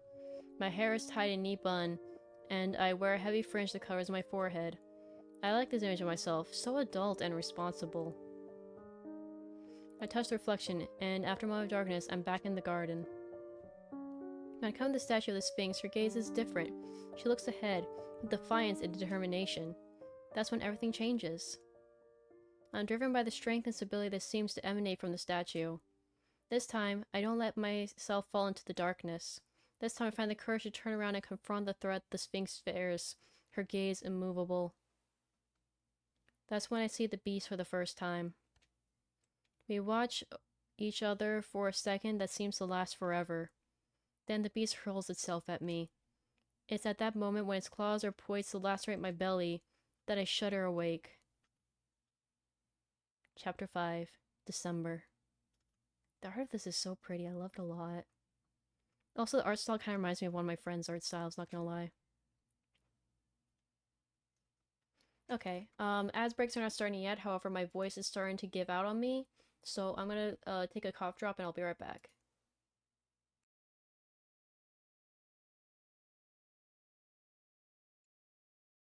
Hi guys, I'm back, and I took a cough drop, so that definitely did help my sore throat quite a bit. I feel like I can actually talk a bit again now. So yeah, I just need to take that longer break because my voice was caving. But I'm sure like with time, my voice will get used to it, so we're good. I'm getting ready to go to the market when I hear a car coming up the lane. I think of Frank, who'd said he'd be back very soon and must be in a hurry to straighten things out. To my surprise, a large black sedan parks in the yard. When I see a large, gray-haired figure emerge from the driver's side, I know it's Yves Multier. To be honest, more than 1 month after the cocktail party, I'd given up waiting for him.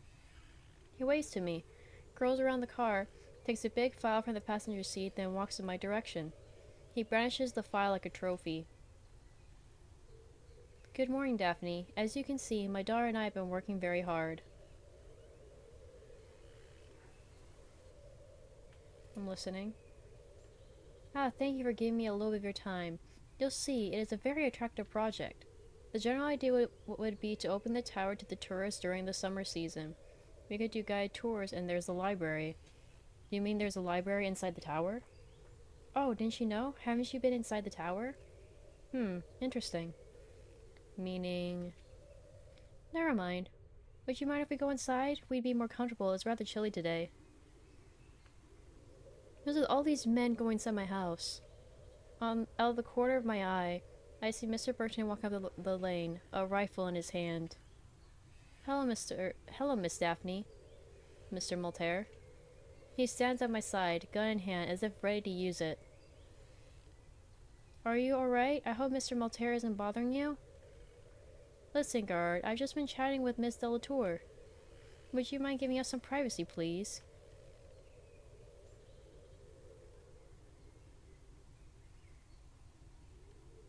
It's okay, Mr. Burr.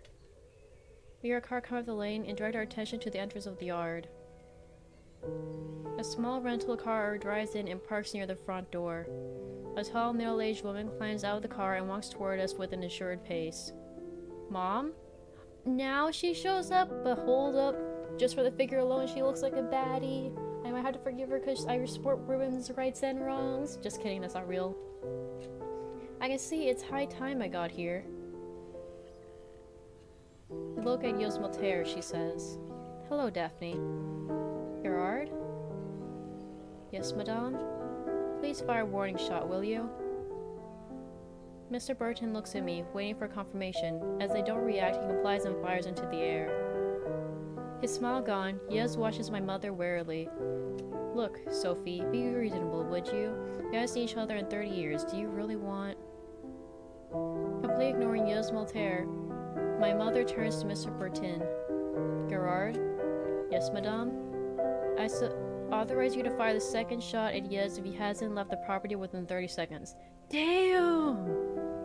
Damn! Very well, madame. Then, please take my luggage up to the yellow bedroom in the west wing. Of course, madame. Oh, and send Gilbert over, please. I'd like her to make us some coffee. I need to talk to my daughter. I follow Mom into the living room. A few seconds later, we hear her tires squeal in the courtyard, then the sound of the engine fails into the distance. Did you get my letter? Yes, but in September, as you can see, I had already accepted the inheritance. Ah. But why did you warn me? I don't understand. Are you kidding me? I arrived here to find Yos Maltaire in the corridor and you're asking me why I warned you? I came back as fast as I possibly could, but it seems that it was already too late. What were you doing in Asia? When you got your scholarship and your life was on track, I didn't have to worry about your future any longer, so I decided to go back to school. I had had enough of going from one crappy job to another, so I took a correspondence course on international trade. 3 years ago, I was hired by an investment bank. They offered me a promotion that I had to move to Hong Kong. Since you cut your ties with me, I thought you were safe, at least, safe from these family issues, so I agreed to go. How could I have known your grandmother would pull this trick on me? Even from her grave, she's still a nuisance. I sent you the letter as soon as I heard your grandmother was dead. The family notary, contracted me about it out of courtesy. I wanted to take a leave of absence, but I was working on a big deal and my boss insisted that I stay until we signed. Honestly, it took a lot longer than I would have liked. Something doesn't add up. You were the direct heiress, so you should have been the one to succeed, shouldn't you?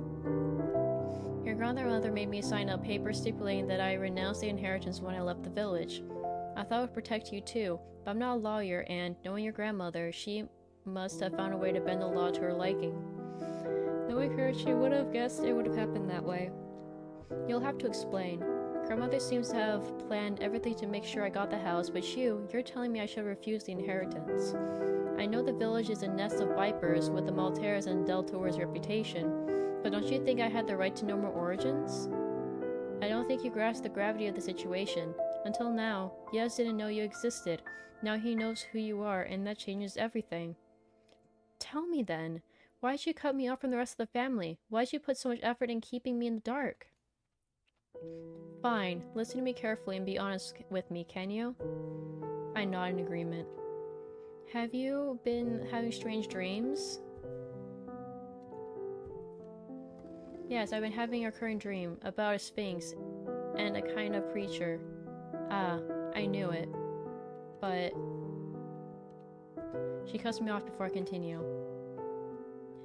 Have there been strange accidents since you arrived here? Yes, that's happened, but how could I have known I was capable of that? It's worse than I thought. No one told me. She waves her hand at me, impatient in my excuses. Another thing, have you found the entrance to the tower? No, I haven't, and no one was able to tell me where it was. Good, what do you think is inside? I have some theories, but I'd rather see for myself. Ah yes, I was forgetting your scientific mind, your need for proof. I only trust what I see. And certainly that's your best defense against what's happening in the village. I hadn't noticed her entrance, but Mr. Burton is here with some coffee for us. Gilbert? Yes, madame? Tell Gerard to come to the basement. Farewell, madame. Will that be all? No, tell him to bring a pickaxe, please. I follow Mom to the basement. We go through the wine cellar, then we take a corridor. We go through one small room, then another filled with stacked up old furniture. An old tapestry depicted a hunt almost entirely covers the wall in front of us. I remember finding this room during my expeditions to search for the tower entrance. Do you feel it? I move close to the wall, feeling for a draft or a small change of temperature that would reveal the location of a door. No, I'm sorry. What am I supposed to feel? Relief sweeps across Mulder's face, her features relaxing instantly. I'm about to speak again when I hear a noise behind us. Ah, here comes Gerard. Gerard, can you take down the tapestry, please? Mr. Burton complies and I hurry to help him. Let Gerard do it, Daphne. You'll get dirty. Mom, you're pushing it. Mr. Burton is not your slave. Yes, you're right. I've hardly arrived here and I'm back to my old ways. But I left everything behind so that she wouldn't be raised with these horrendous values. Excuse me, Gerard. I'll be more considerate. Thank you. Thank you, Sophie. You know, Mike Gilbert and I always happy to lend a hand, and we're not doing it for you, but for your daughter. Just don't forget we're tired. We're not as strong as we were. We move the tapestry to the other side of the room, Mom and I on one side, Mr. Burton on the other. Could you break the wall here, Gerard? She points to a spot in the middle of the wall. There are some planks behind the plaster. It shouldn't give you much resistance. A few minutes later, the planks that hid the entrance of the tower have been torn away, revealing a wooden door. Wow, I never would have guessed the door was here. Mom opens the drawer of a nearby cupboard and takes out a large, ornate key. Do you want to see what's inside, Gerard? Oh no, madam. I'll have plenty of time to look later. You must have a lot to discuss with your daughter. I'll head back to the lodge if you don't need a man along. Of course, thank you, Gerard. Mr. Burton gives us a nod. Thank you, Mr. Burton. We love you. Oh, and Gerard? Yes? Thank you for taking care of Daphne in my absence. Aww. We enter the tower and, after climbing a flight of wooden stairs, we come to a large room plunged in shadow. Mom takes a candelabra from the lights and lights the candles with matches that have been left next to it. Then she proceeds to light the other candles around the room until a soft light illuminates the large circular space. The floor is made of huge granite stone carved with interlacing geometric shapes. The Celtic origins are obvious in the patterns used and the way the ornamentation has been done, but they are very well preserved, in contrast to most ancient ruins exposed in centuries of bad weather. The walls are covered with shelves loaded with documents, books with leather covers and scrolls rolled upon themselves. We are silent for a while, then Mom says, "This is your inheritance, Daphne." What are all these books? This is a memory of the village. The most ancient ones are written by our ancestors 1,000 years ago. The tower was built on the site of an old place of worship because there seems to be some kind of magnetic field that helps preserve them. It's a bit far-fetched, but yes, I guess a local perturbation of the magnetic field of the planet could explain it. I suppose if I brought a compass here, the needle would spin erratically, wouldn't it? Mom looks at me dubiously. What? I can be a scientist and still be open-minded. You're on the site of an ancient place of pilgrimage, a place where they performed the miracles. When the country was colonized and the inhabitants were forced to convert to the new religion, the region closed in upon itself. Our ancestors built the tower and began to compile all the oral knowledge of the old times. The Delators, the Order of the Priestesses, welcomed the representatives of other cults. They came from everywhere, escaping persecution and doing what they could to ensure that their knowledge wasn't lost. To sum it up, you're in one of the largest libraries of occult knowledge in the world. We return in silence to the living room. The atmosphere is oppressive. I can feel what just happened will have a huge impact on my future. Mom takes an armchair. I sit in the sofa.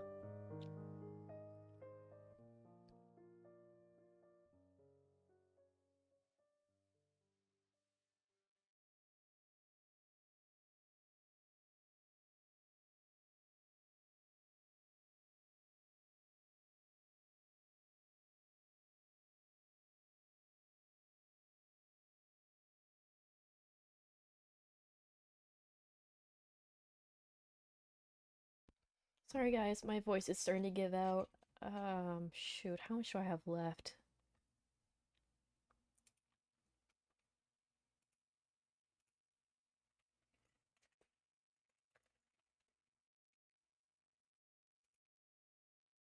Let me double check and see how long this is, because I think I could have sworn it was 4 hours max, hopefully. If not, I might have to stop here, because my voice is caving. I cannot do visual novels for this long.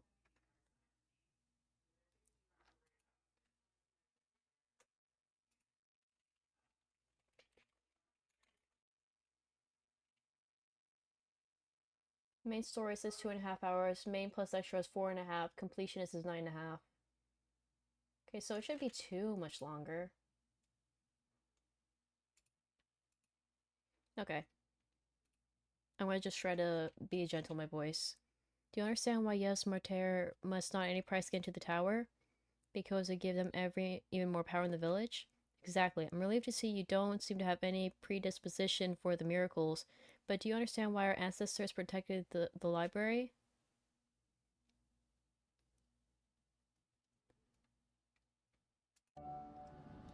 Yes, Maltaire has abused his position in the village for too long. I won't let him carry on. And if I don't believe in all this stuff about witchcraft, it's high time someone put them in his place. I completely agree. I'm sure I'll be hearing from Yevs again, but now that he knows you're here, I expect he won't be quite as polite and deferential. In that case, we'll have to be on our guard. Exactly. But enough about that. Tell me about your life, everything I've missed. Mom and I stay there for a long time, chatting in the living room. Then I go to pick up some groceries at the market and prepare dinner together, both enjoying this renewed affinity.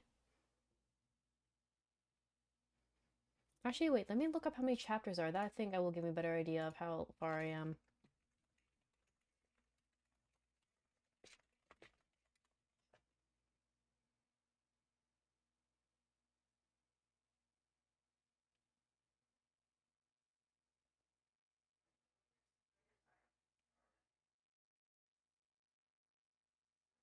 It translates to about 400 pages in length. No wonder my voice is dying, but how many chapters does it have?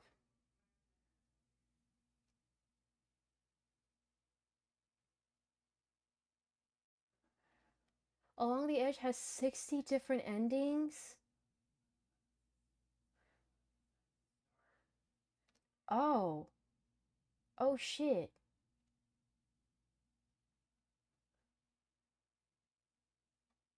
Damn.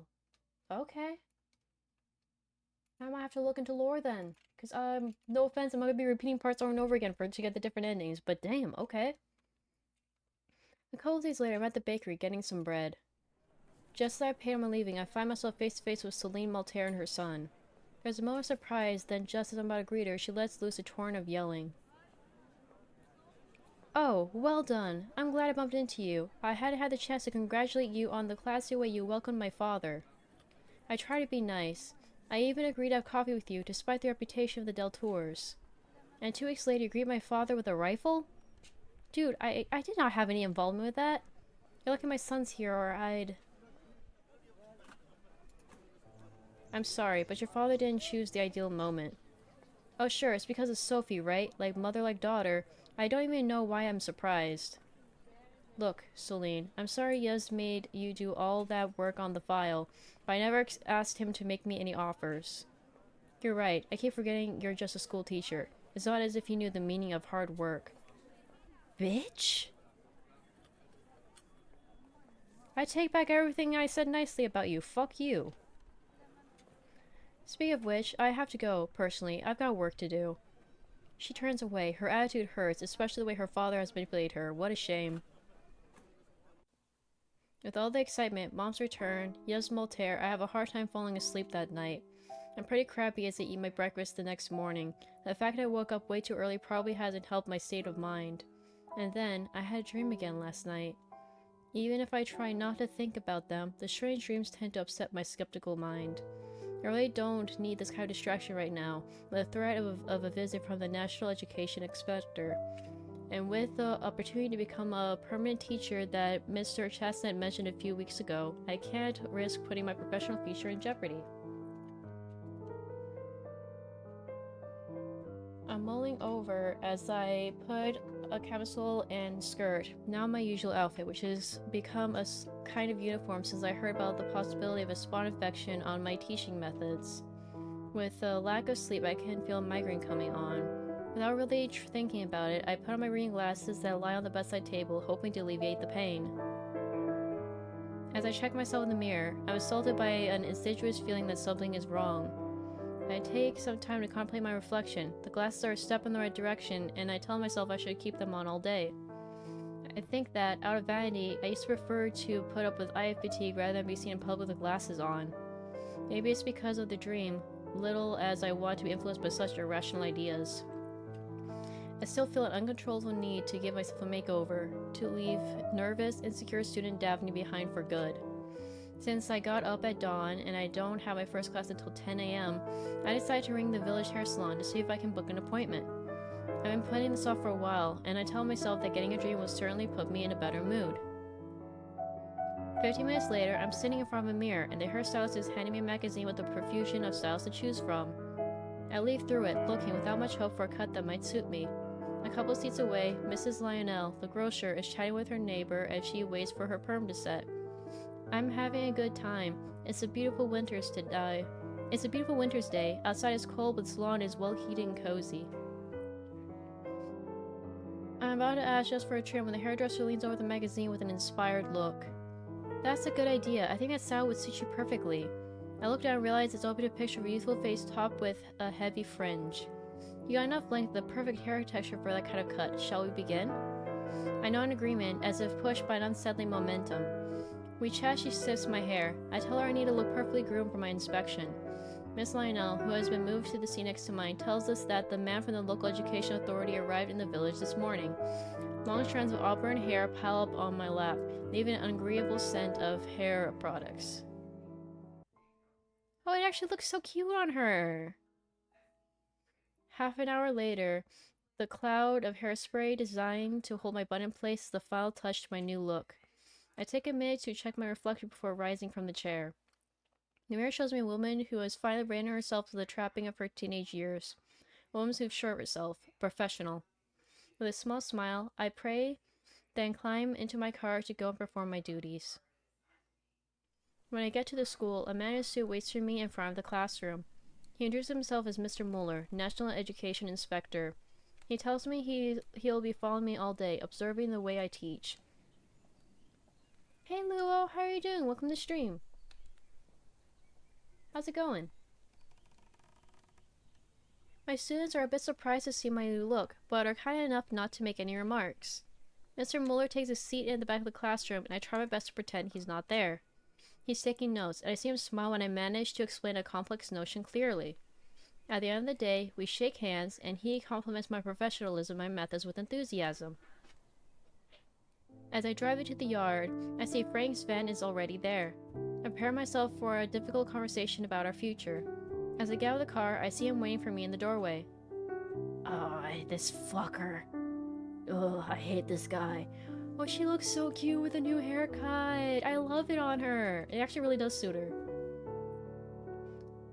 Hey, Good on you for getting up and cleaning your house. I get the struggle. Like, a lot of times it can be very difficult, like, motivating yourself and pushing yourself to get started, but I'm sure it feels very satisfying having it done now.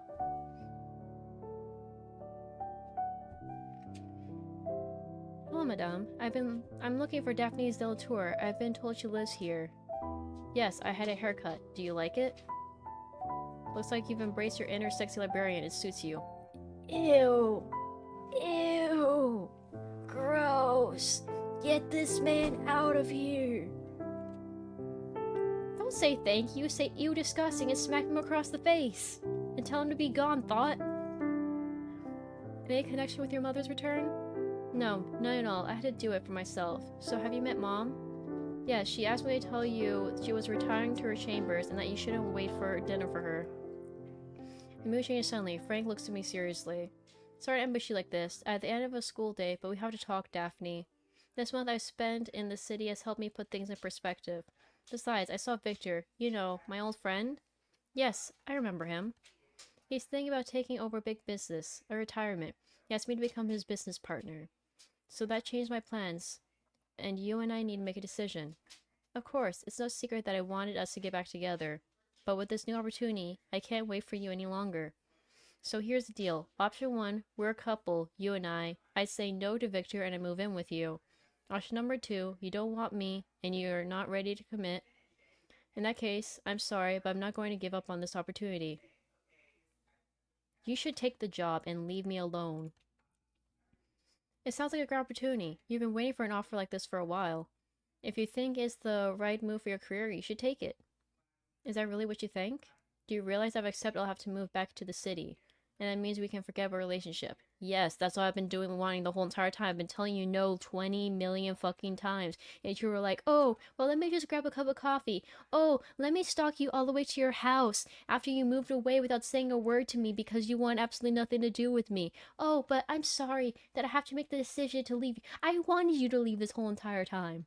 Okay? Good. Good riddance. Be gone. Bye-bye. See you never.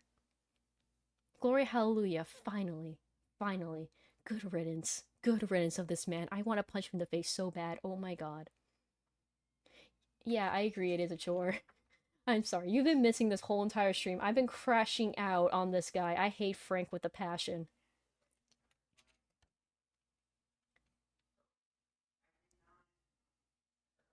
Leave. There's someone else. I'm sorry, but there's someone else. There's nothing holding you back here anymore. It's Maltera's son, right? I stopped for coffee in the village. I heard the gossip. Thanks for your honesty. That answers my question. I guess all that's left for me to do is wish you good life. Don't be like that. I'll be fine. I'll be any way I want. I'm going back to the city tomorrow. You're right. There's nothing to keep me here. You won't have to put up with seeing me around anymore. Goodbye, Daphne. Bye! I spent a quiet evening with Mom. I'm a bit overwhelmed by this paradoxical sense of both sadness and joy, with Frank leaving and me finally turning the page on this period of life. I wake up early. The next morning, I have a busy day ahead. In particular, I have to devote some time to Stan. Now that Frank has left, we have a lot to discuss. I started by giving him a call, asking him to meet me at the cafe in the village this afternoon. Then I drive to school to start my day. Base, this guy seems like a douche. He is! Bro, I swear to God, I straight up tell him no, do not come in the house. You know what this bitch does? He walks right in anyways. Like, dead ass walks in and makes himself a cup of coffee. Dead ass. At the end of the afternoon, I take my car to meet Stan at the cafe. Oh, did I mention that this guy is apparently this main character's ex too? Like, that's creepy as fuck. He's sitting in a corner and there's a large backpack on the floor next to him. He's reading a book, but he glances around the room on regular intervals. He catches my eye, but goes straight back to his book. I guess he hasn't recognized me with my fringe and glasses. I sit across from him. Hello, Stan. Oh, Daphne. I'm sorry, I didn't recognize you. I got my hair done. You really look the school teacher now. It suits you. Exactly, I was tired of looking like a student. See, he doesn't be like, oh yeah, you look like the sexy teacher. Ooh. No. He just said you look nice. And thank you. I appreciate it. Thank you for not being a creep and flirting with me when you're not supposed to be flirting with me. Especially when I've explicitly told you no. Oh, I need to turn off my phone. I'm about to get spammed with notifications. I know someone that was going to normally spam me notifications just start texting me. I'll respond after stream. Exactly, I was tired of looking like a student. I nodded at his backpack. Going somewhere? Oh, not by choice. I don't know what happened between you and Yves, but he was seriously pissed. He threw me out in disgrace. I'm about to speak, but Stan continues. And I assume you didn't want to meet up just to listen to me complaining. Did you talk to Frank? Yes, it's done. He left. His face lights up in a mixture of incredulity and joy. Really? Does this mean you and I can move on together? I'm at a crossroads. For the second time in a year, my ex just left me for good. The quotation marks, like literally. I could start something serious with Stan. I can see that's what he's hoping for. And considering his circumstances, that would mean asking him to move in at the castle. Am I ready to do that? Sure. Come with me at the castle. Just waiting for the one word from me, Stan pushes aside the table that separates us and pulls me into an ardent kiss. What are we waiting for? Let's go. Oh, this photo's so cute. He pays the bill and a few minutes later we're home, about to start a new chapter of our story. The holiday season arrived fast. I spent it at home with Mom and the Bortines. Mom wasn't happy about Stan moving into the castle, but he put forth all his efforts to win her over, and now she tolerates him being in the same room. Let's go! She tolerates him! Yves hasn't shown up, not since he came to present his offer to me when Mom got in the way of his plans. I've decided not to worry about it for the time being. I need time to get my head around everything I've learned. I feel impotent in the face of this threat, but I know my best weapon against the local dogmatism is still my skeptical, scientific mind. I've used the school break to prepare my classes in advance, and I'm immersed in the program the next trimester. It helps take my mind off things. Preparing basic geometry exercises helps clear my mind. I still have the strange dreams, but they're different now. I'm still in the forest, but there's no more pool, no more Sphinx. I've given up trying to make sense out of it. Each time the dream ends with my encounter with the strange beast. We watch each other. I feel like it's trying to tell me something, but I can't speak. As if it wanted something from me. Then it hurls itself at me and I wake with a jolt. Chapter 6. January. Then classes started again. I was glad to see my students again. It was only a 2-week break, but it had been long enough for me to miss them. Particularly young Clemens Matthew in 9th grade. He was struggling at the start of the school year, but I've helped her get up to speed, and I was waiting to see how she would do with the homework I gave her class for the holidays. I was proud to give her an A. If she goes on like this, she will get into senior high school instead of repeating the year or settling for an apprenticeship, as the other teachers have suggested during staff meetings. My efforts don't go unnoticed. At the end of the month, I'm called to the director's office. The secretary implies that it's for good news. When I enter the director's office, Jean Chestnut beams at me. He seems to be in an almost elated mood. Ah, Miss Deltour, come in, have a seat. Mr. Chestnut? I have some excellent news. Do you recall our discussion last year? Well, yes, of course. You promised me a permanent job, didn't you? Ah, I see you haven't forgotten. I like my job, and I'm starting to get my bearings in the village. It goes without saying that your offer piqued my interest. Miss Deltour, we understand each other completely. Well, the icing on the cake is that I just received Mr. Muller's inspection report and he has nothing but praise for you. I suppose you must have heard something through the grapevine. So, I dare say you're aware Mr. Galvin is about to retire, the poor chap, with all the health issues he's had. Yes, she's got the job! Let's go! She's got the job! Well, without wanting to listen to rumors, the news has already gone twice around the staff room. For my part, I made a few phone calls to the local education authority, and believe it or not, his job will be open from the start of the new school year. Considering the quality of your teaching, I persuaded the administration that the post should be offered to you. What do you say? I think about it for a minute, but the answer is evident. I love my job, and being able to teach only a few minutes away from the castle is priceless. I'm delighted. Perfect. The only condition is that you pass your certifications during the summer break, but I don't imagine that'll be a problem, will it? Without waiting for me to answer, he goes on. Oh, and I've heard your mother, Sophie, is back in the village? Yes, that's right. Yeah, she can help me settle in. Oh, that's good. Do give her my regards. We were quite close when we were young. I will. I'm sure she'll be glad with her reputation around here. No need to remind me. What if Shiva didn't work out between her and Yves Moltaire? That would have buried the hatchet once and for all. I'm sorry, her and Yves Moltaire? What do you mean by that? Oh, you didn't know? I really should learn to bite my tongue, as they say. Seeing my puzzled face, Chastain must have realized he had to react quickly before I drowned him in questions. But it's not my place to tell you about all that. Let's stick to your work if you don't mind. Once again, congratulations on your permanent post! Have a good day, Miss Deltour.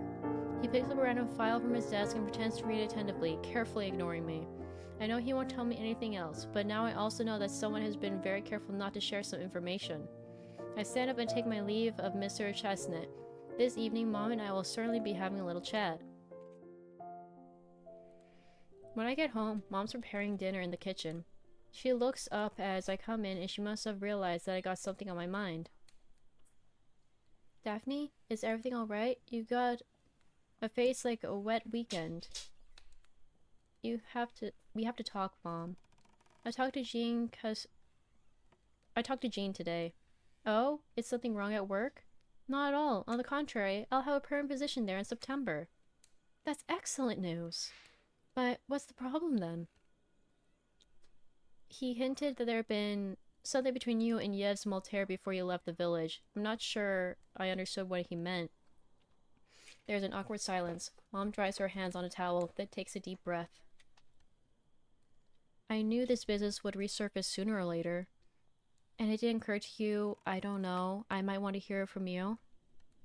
Rather than from Jean, of all people? I'm sorry, Daphne. When I arrived at the castle, there was so much to tell you. I figured it could wait, but there was no hurry. And weeks went by, and then the holidays, and then you went back to work. I couldn't find the right moment. But I swear, this time I'll tell you everything. Let's start at the beginning.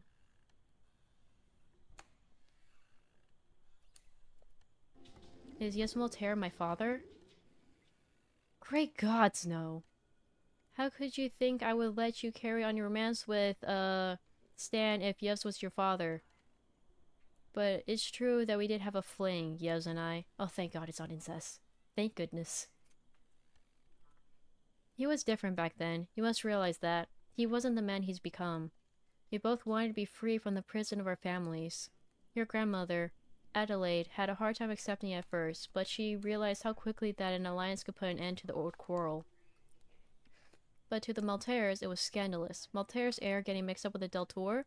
They put all their effort and ingenuity into breaking us up, and they succeeded. Yves broke my heart, and all our plans went down the drain. What happened next? It took a few months to get myself together. I did some things I'm not proud of during that time. I wanted to hurt Yves so much as he'd hurt me. I slept around.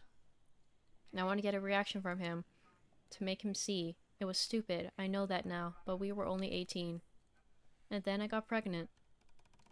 So who's my father? Do you even know? No, I've never been sure, and it didn't matter. Not to me, nor to your grandmother. It was a tradition. Women have always been the head of the House de la Tour. Some of our ancestors took partners, as your grandmother did, but most remained single or had several lovers during their lives. In fact, there was no father, yet somehow, the way things were meant to be. Hey, Murmur, welcome back! I literally only work for 1 more hour? Ooh, you have a short shift today. Nice, let's go. Also, hi, Isabel. Welcome in.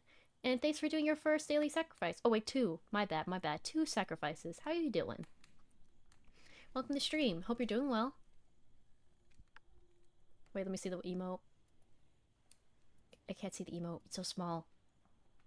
Load, please. Oh, it's pointing. Slay. Anyways, bye, love you. Love you too, Murmur. And thank you for the stretch reminder. I'll go ahead and do that now.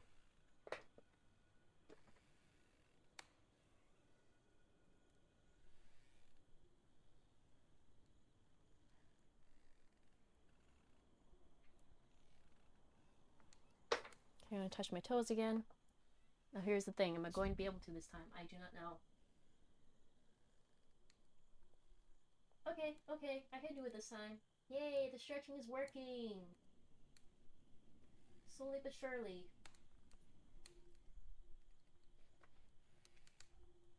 Ow. Okay, that hurts slightly, but hey, I did it. I did it. Okay, let's continue. The fact that there was no father was somehow the way things were meant to be. The only thing I'm sure of is that it wasn't Yves.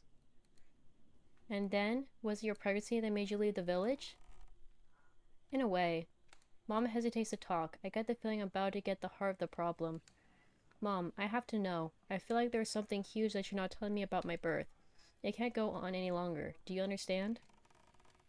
She looks at me, distraught. I realize we're dredging something up. Something she's tried to forget, to bury for all these years. It wasn't the pregnancy that made me leave. It was the death of the baby. A shiver runs down my spine. I'm taken back to what I went through, myself, only a year ago. You mean, did you lose a child before you had me? I don't understand. I was expecting twins. Oh, so only one of the twins made it. That's why. Okay. It was your sister that I lost, Daphne, and it was Yev Maltera's fault. My head is spinning. I tell her I need to go to the bathroom, but in truth, I need a moment alone in the living room. I need a cigarette. A twin sister. How could she hide it from me all those years? And the fact that she lost her, it changes everything. When I turn to the kitchen, Mom is at the window, smoking a cigarette herself. How could you have hidden losing your baby, my sister, for all these years? She looks at me, her face sorrowful. What would have it changed? Besides, how can you blame me for keeping it quiet when you went through the same thing yourself? Oh, don't look at me like that.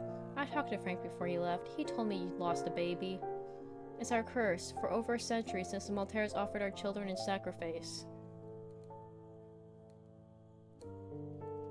You think Yez might sacrifice my baby?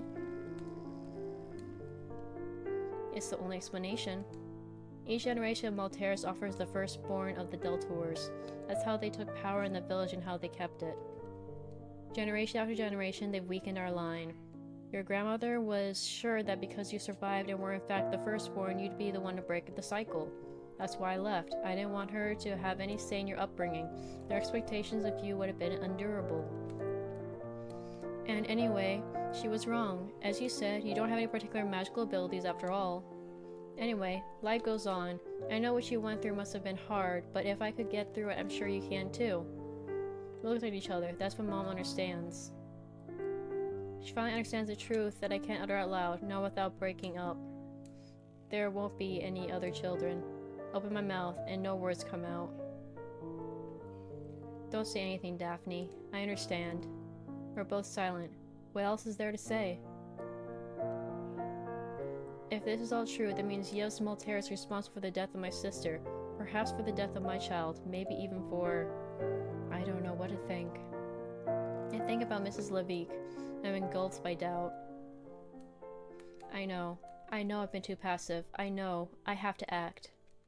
When I think of what Mom's just told me, I don't know how to take this new revelation. All I wanted was to build a life for myself here. Certainly not to find myself caught up in these stories of witchcraft and child sacrifice. An unborn dead twin sister, the child I've lost. Can all these tragedies be explained by the intrusion of the supernatural in my life? I could confront Yves immediately. I've waited long enough. If he's able to destroy a life with a snap of his fingers like that, someone has to stop him.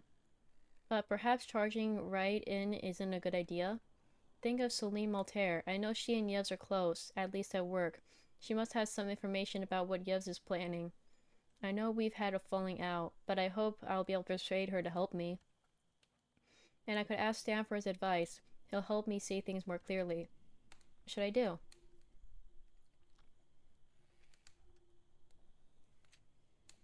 Shit. Well, Celine hates us. I ain't talking to fucking Yves. So it's Stan. When I get to our bedroom, Stan is getting ready for bed. Daphne, you're upset. What's wrong? I tell him everything. My sister, the child I lost. We talk about his father, his family. So what do you think? I don't think Celine knows anything. Yet he's always done his best to keep her in the dark. But I agree with you. You have to do something. Yves won't expect you to come knocking at his door in the middle of the night.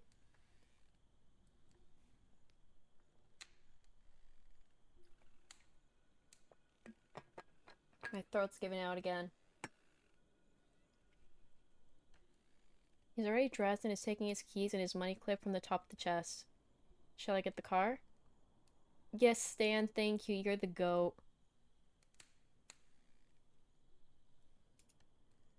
Okay, let's do this. We get in the car, and shortly after I'm knocking on the door of the prior wing of the town hall. I see light filtering through the frosted glass. The door is thrown wide open. Yes, dressed in his bathrobe, stands smirking. Ah, Miss Delatour, what a surprise. I confess I hardly recognize you. Have you changed something since the last time we saw each other? Never mind, never mind. What brings you here so late? If you come to give my son back, I apologize, but adoptions are irreversible. I'm dead. Yeah, sorry. He may have called you dad, but he calls me mommy. Okay, I'll see myself out. Bye. Goodbye. No, it's not that, is it? Let me guess. You've reconsidered my offer? Hell to the nah. Exactly. That is my facial reaction right there. That is exactly it. But I knew you were a clever young woman. My wife, Clotilde. Well, I can't conceal she's not very fond of you, but she could testify. I always said you see the light in the end. So? You killed my sister!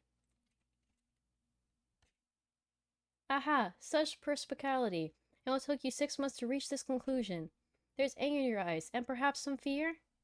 It comforts me. I didn't get any pleasure out of it. I only did what I had to do.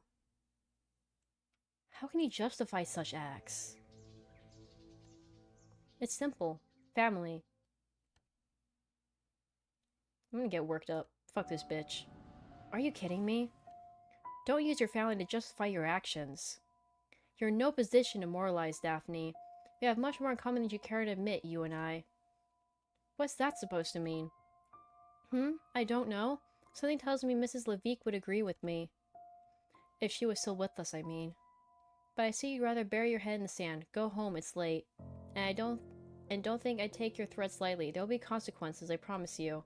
I hope you'll be more amendable the next time we talk. He slams door in my face. Boo hoo fucking who. Go cry, bitch. I toss and turn for the rest of that night. Something tells me Yasmalter wasn't making empty threats. The next morning is gloomy. I feel a sword of Damocles hanging over me. When I'm called for the office for an emergency during my second class in the morning, I'm not particularly surprised. The secretary tells me that she had a call from Mr. Burton, that there's been an accident at the castle. I waste no time in running to my car and rushing back home. I see smoke, ominous above the tree tops, before I even reach the lane to the castle. As I drive in... No, don't tell me. Please don't tell me he killed his wife. Don't tell me they killed Mrs. Burton. Please don't tell me this asshole killed Mrs. Burton. I love this family. I love Mr. and Mrs. Burton so much. Please. Please don't tell me. Please don't tell me this. As I drive in, I find Mr. Burton wretched and in shock. He's surrounded by a team of firefighters. One of them comes toward me, looking serious. Are you Miss Delatour? Yes, I am. What happened? Hello, madame. I'm Captain Ribier. There was a chimney fire on the second floor, in the wing of the main building. Gerald called us, and we were able to interfere quickly. Where's her mother? Is she... The words catch at my throat. We called for an ambulance immediately. They've already taken her to the emergency center. We were able to get her quickly, but I'm afraid her chances of survival are slim. Okay, I'm kind of relieved as the mother, at least. Because she's kind of been gone poof for most of the time. I don't hate her, but at the same time I'm like, oh, thank goodness it's not the other lady. I love the other lady with all my heart. But how did it happen? We think your mother started a fire in the chimney of her bedroom. The flue must have caught fire, and the smoke would have spread quickly across the whole floor. We found her unconscious by her bedroom door. We excavated her and extinguished the fire. This kind of accident, death occurred within 3 to 5 minutes of smoke exposure. It's a miracle she was still alive when we found her. Gerald Borton raises his face, suddenly reacting. Oh, Miss Daphne, it's all my fault. If I'd known. It's been ages since the bedroom chimneys have been swept. Guard, it was an accident. You were aware of the fire fast, and you alerted us as soon as you discovered it. You could have done anything more. Do you know where she has been sent? We may be a small town, but we still have a small emergency center, at least for now. You'll find her there. I spent the evening at the hospital. I appreciate the fact that Stan's here to comfort her. Like, he clearly cares. I appreciate that. The doctors tell me that Mom still hasn't regained consciousness, and that her chances are extremely slim. Stan arrives soon after. We wait tensely in the waiting room, hoping she'll come round, hoping the doctors will tell us we can see her, hoping they'll say, at last, that she's going to be alright. I'm glad to have Stan with me. We just got together. He hardly knows me. He could have left at any time. Having him here, with me, waiting anxiously for a sign from the doctors, is touching, really. I've just fallen asleep, curled up on a chair in the waiting room where a man in a white coat wakes me gently. It's official. Sophie Delatour, deceased. Cause of death, carbon monoxide poisoning from smoke inhalation. Oh, I am going to kill this motherfucker. I'm going to make him pay. We are starting the villain arc, folks. Stan takes me home without saying a word. Days pass me by in a daze. I've lost all notion of time. Is it Wednesday? I don't know. Not anymore. Getting my mother back just to lose her again so suddenly. Is Yasmil's here really responsible for her death? Is all this nothing but some cosmic curse that will continue to persecute me?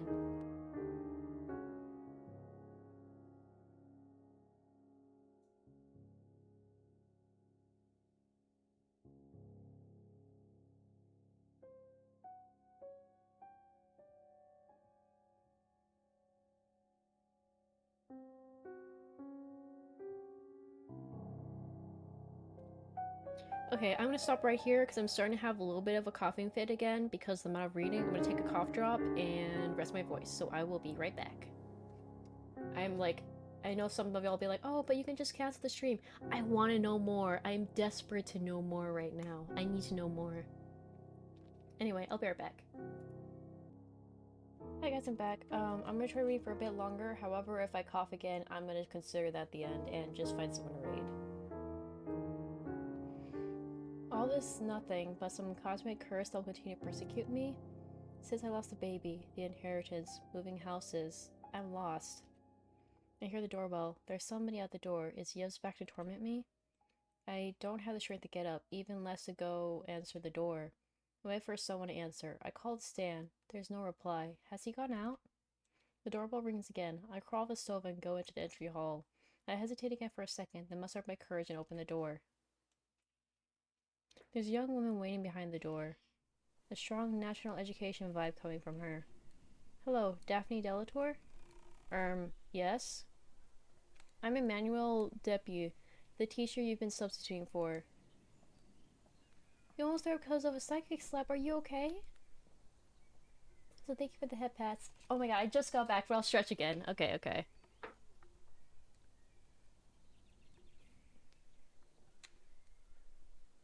You're right, you caught me. I didn't stretch during break. I was just lying down in my bed. But I did fold my clothes at least. I did fold my clothes.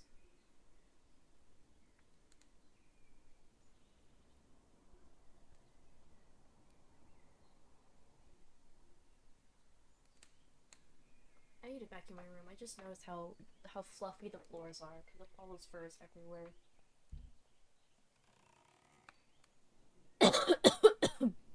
Damn. Just talk has made me cough. Okay. Oh, 10 different liquids in the restroom right now? Oh, okay, I see. Golly, I'm dizzy. Oh, I understand. Please take that break, okay? Take that break. I'm Emmanuel Dupy, the teacher you've been substituting for. Pleased to meet you. Would you like a coffee? Oh, pleased to meet you too. Oh, that's kind of you, but I wouldn't want to impose. I was just coming to give you this. Wow. The one time I actually offer for someone to come in, they're like, nah, I'm okay. Oh, hugs to you too. Shit. I think I might have to end the stream here. My voice is not working anymore for me. I think that's it. But I can continue this another day, so I'll do that. So let me find someone to raid. Along the edge.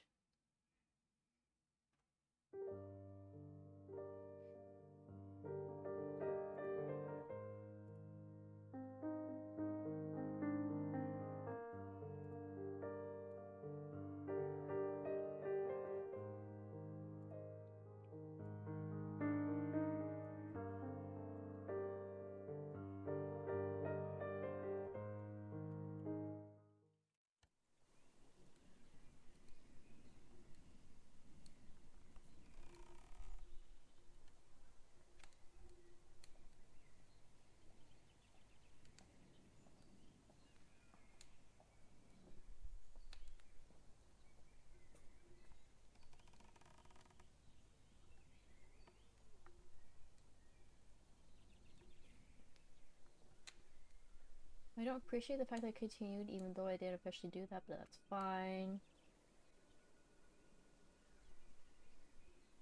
Okay.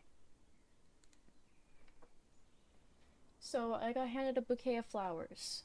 Cool. From everyone at the school. I take the bouquet. Well, thank you. You shouldn't have. When we heard from your mom, not heard from, she's dead. When we heard about your mom, we all chipped in. The staff all send you their regards. They were very affected by what happened to you. To be honest, we've all had enough of the Malters and their affairs. That's very kind, thank you. Please know that the whole school is behind you. And I don't know if you've been to the village recently, but I can assure you that we're not the only ones. Really? I've always been aware of some hostility there. That doesn't surprise me. People around here are pretty wary. They need time. I promise you, all the village was shocked by what happened. Of course, the Malters have their supporters. But most people around here have had it up to her here with their scheming. Well, that's it. I won't keep you any longer. I did want to meet you, though. I felt kind of angry with myself for leaving you, my students, without even meeting you. It was a difficult pregnancy. I was on bed rest, and now I'm up to my neck in diapers and bottles. Chase told me you'd be staying with us next year? Well, yes, I mean, if I manage to pass the exams this summer. I'm sure you'll do fine. And I'm glad we'll have a chance to get to know one another next year. Until then, if you need anything, give me a call. Thanks a lot, Mrs. Dopey. Please, call me Manuel. See you soon? I stand on the doorstep, a bit stunned, as she turns her car and disappears around the bend. That was the last thing I expected. Thinking about it, I'm impressed.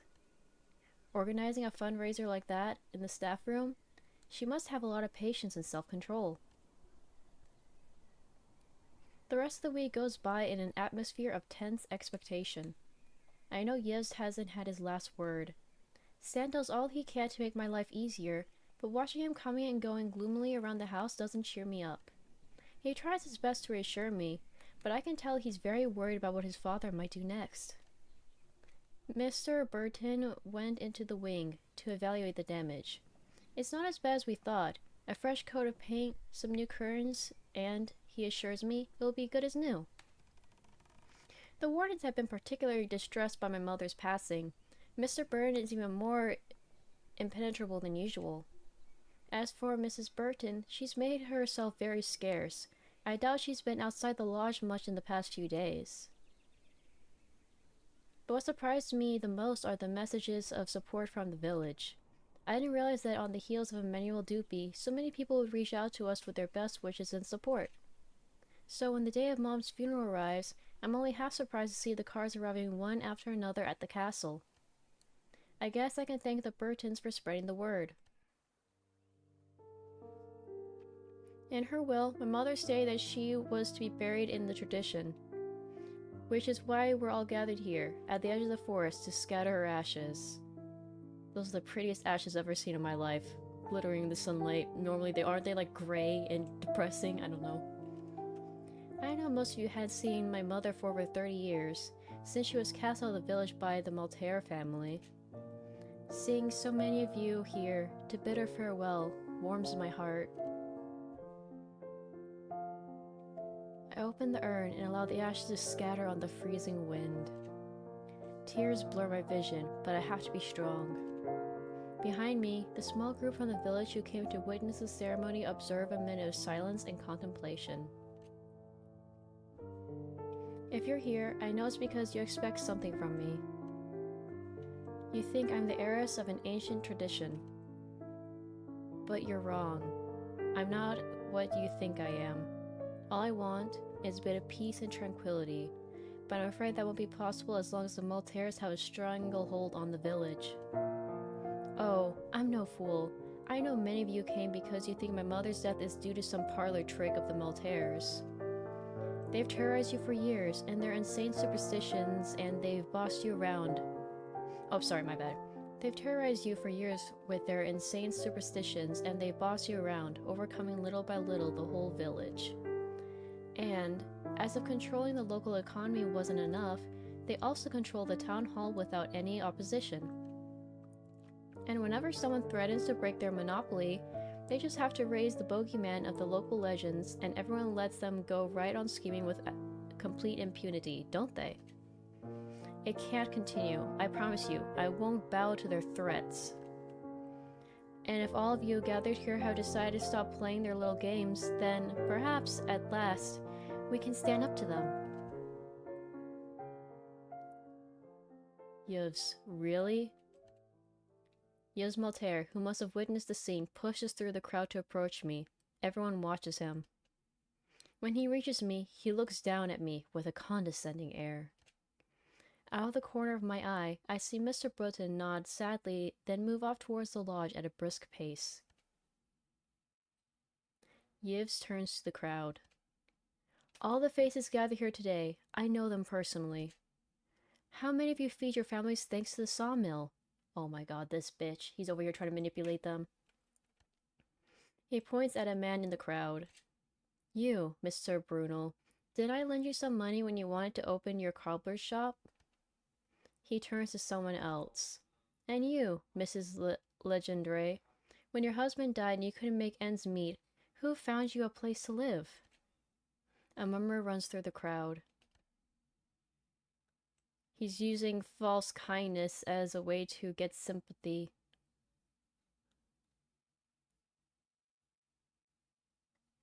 All of you, at one time or another, have turned to my family to ask for help.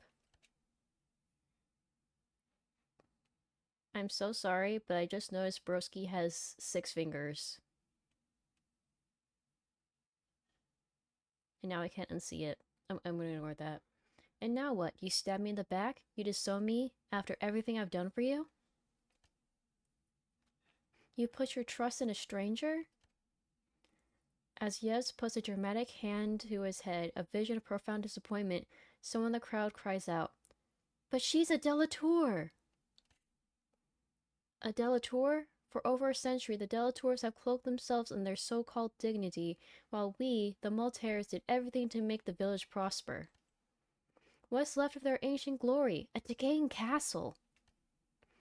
What have you done for the village, Daphne? Well, I'm listening. What have you done? Yes glowers at me, and I know I need to choose my next words carefully.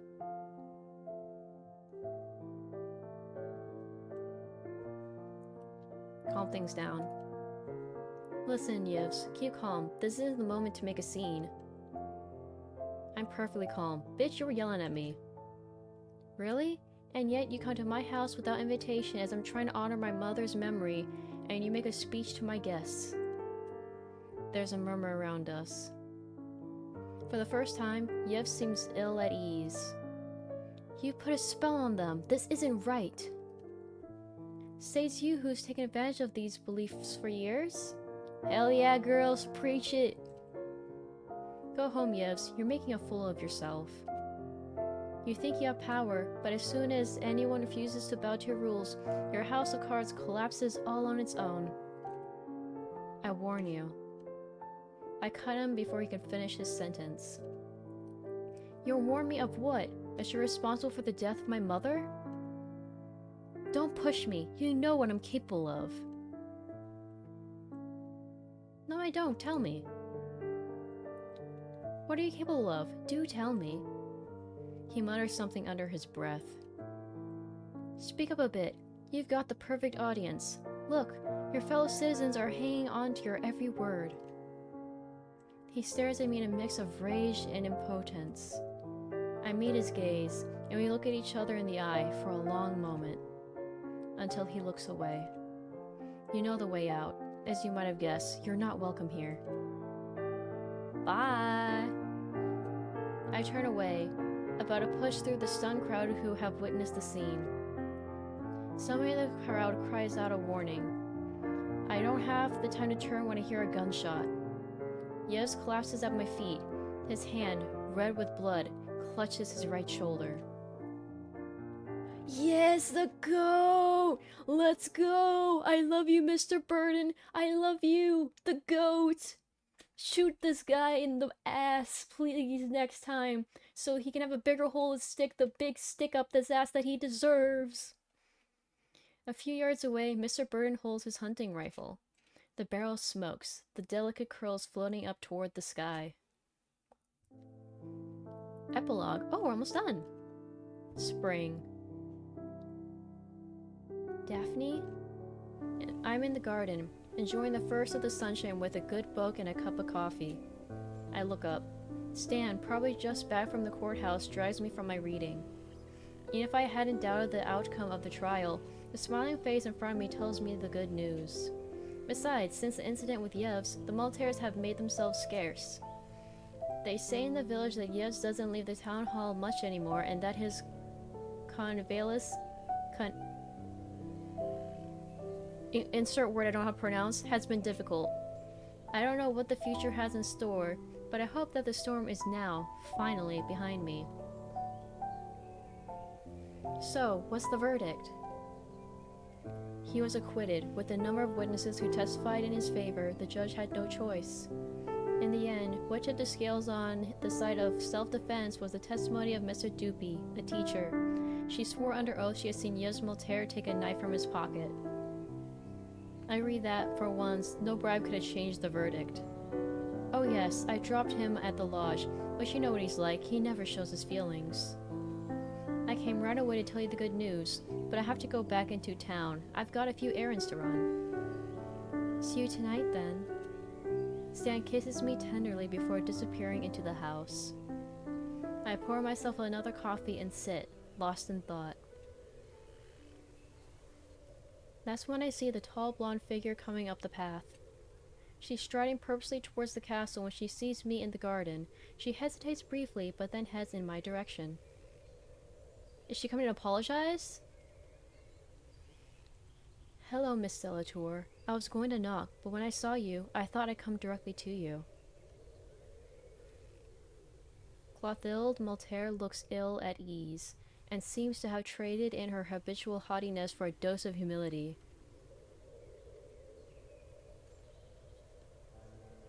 Clothilde, what surprise! Can I offer you some coffee? No, thank you, but if you would give me a minute of your time. A sigh escapes me as I wave her to take a seat.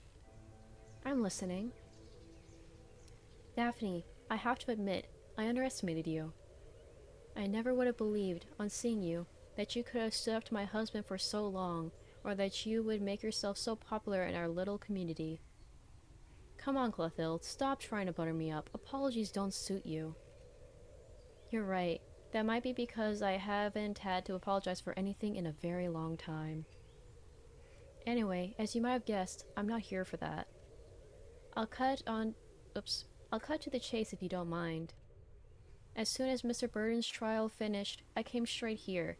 The verdict was a surprise, and I've been mulling this over for a while now.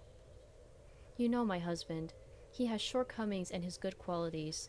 I suppose you don't see it like that, but I promise you, Yevs has a good heart, despite what you might think. Insert light buzzer. I'm about to interrupt her, but she stops me with a wave of her hand. Please, Daphne, hear me out before you start insulting me? I'll tell you something that might surprise you. I've never really believed in all these tales of witchcraft. Oh, I can see their benefits, but let's be serious for a minute.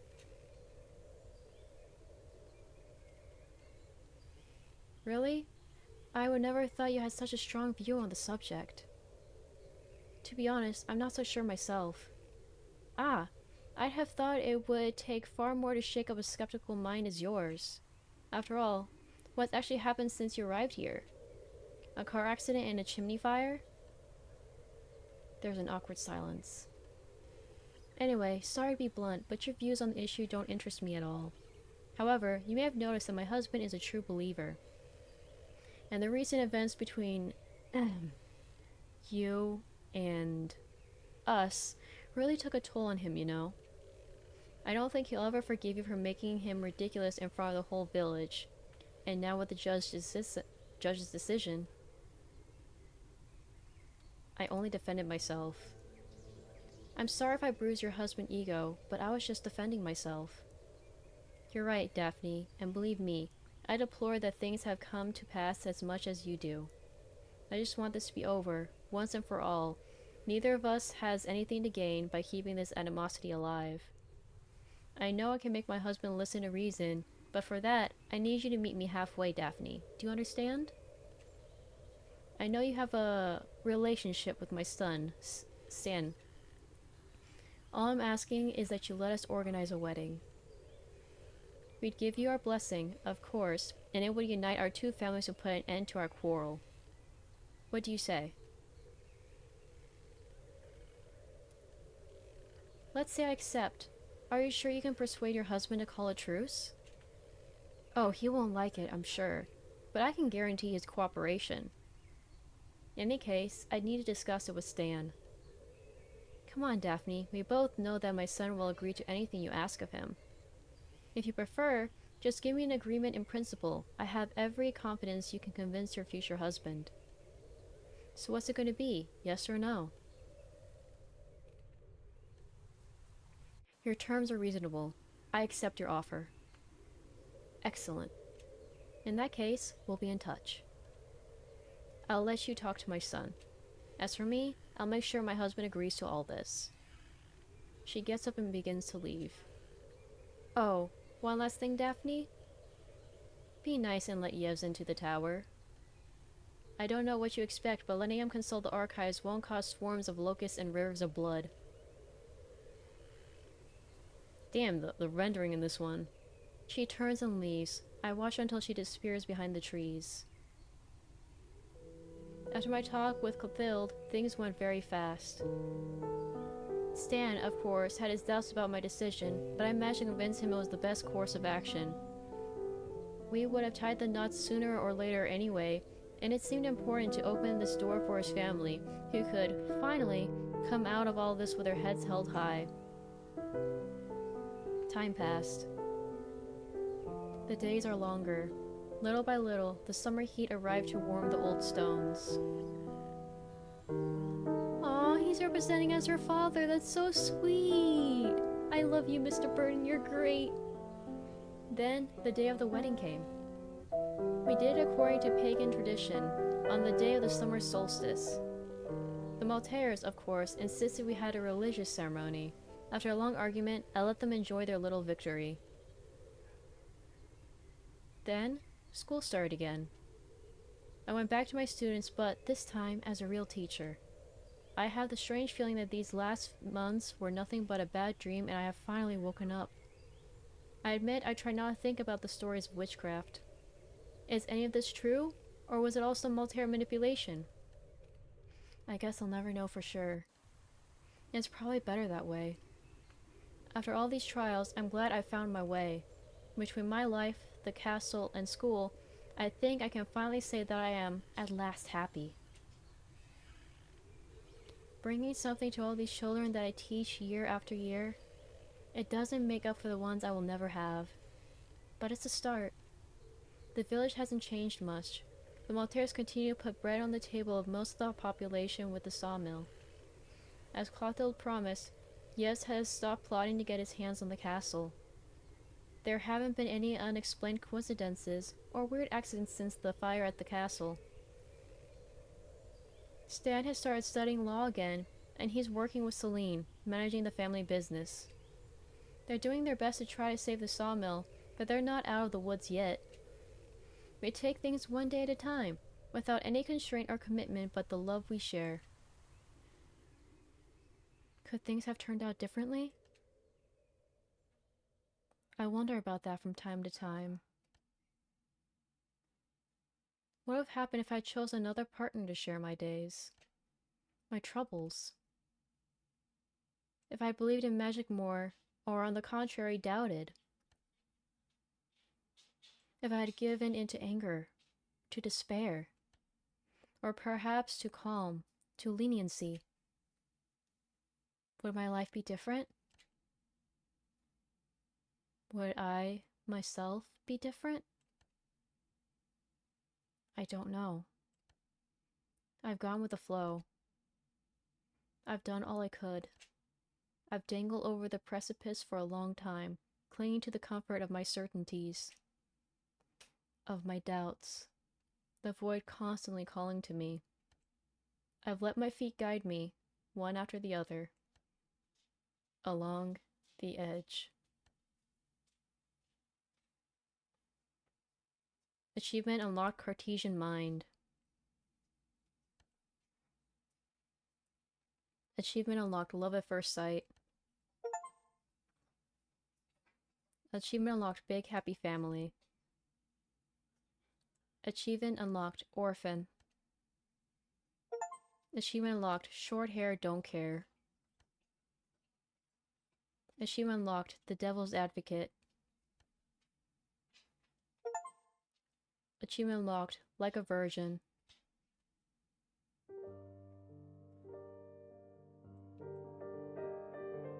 That was beautiful.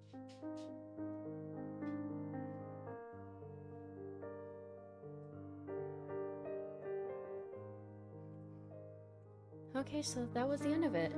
Damn. And the thing is, it seems like there's multiple endings too. How many Steam achievements are there? Damn, there's 28. I only got 25% of them. You're supposed to witness the fire of the castle. Be friends with Solene at the end of the game. Oh yeah, because I messed up with that. Oh, there's a lot of different ones here.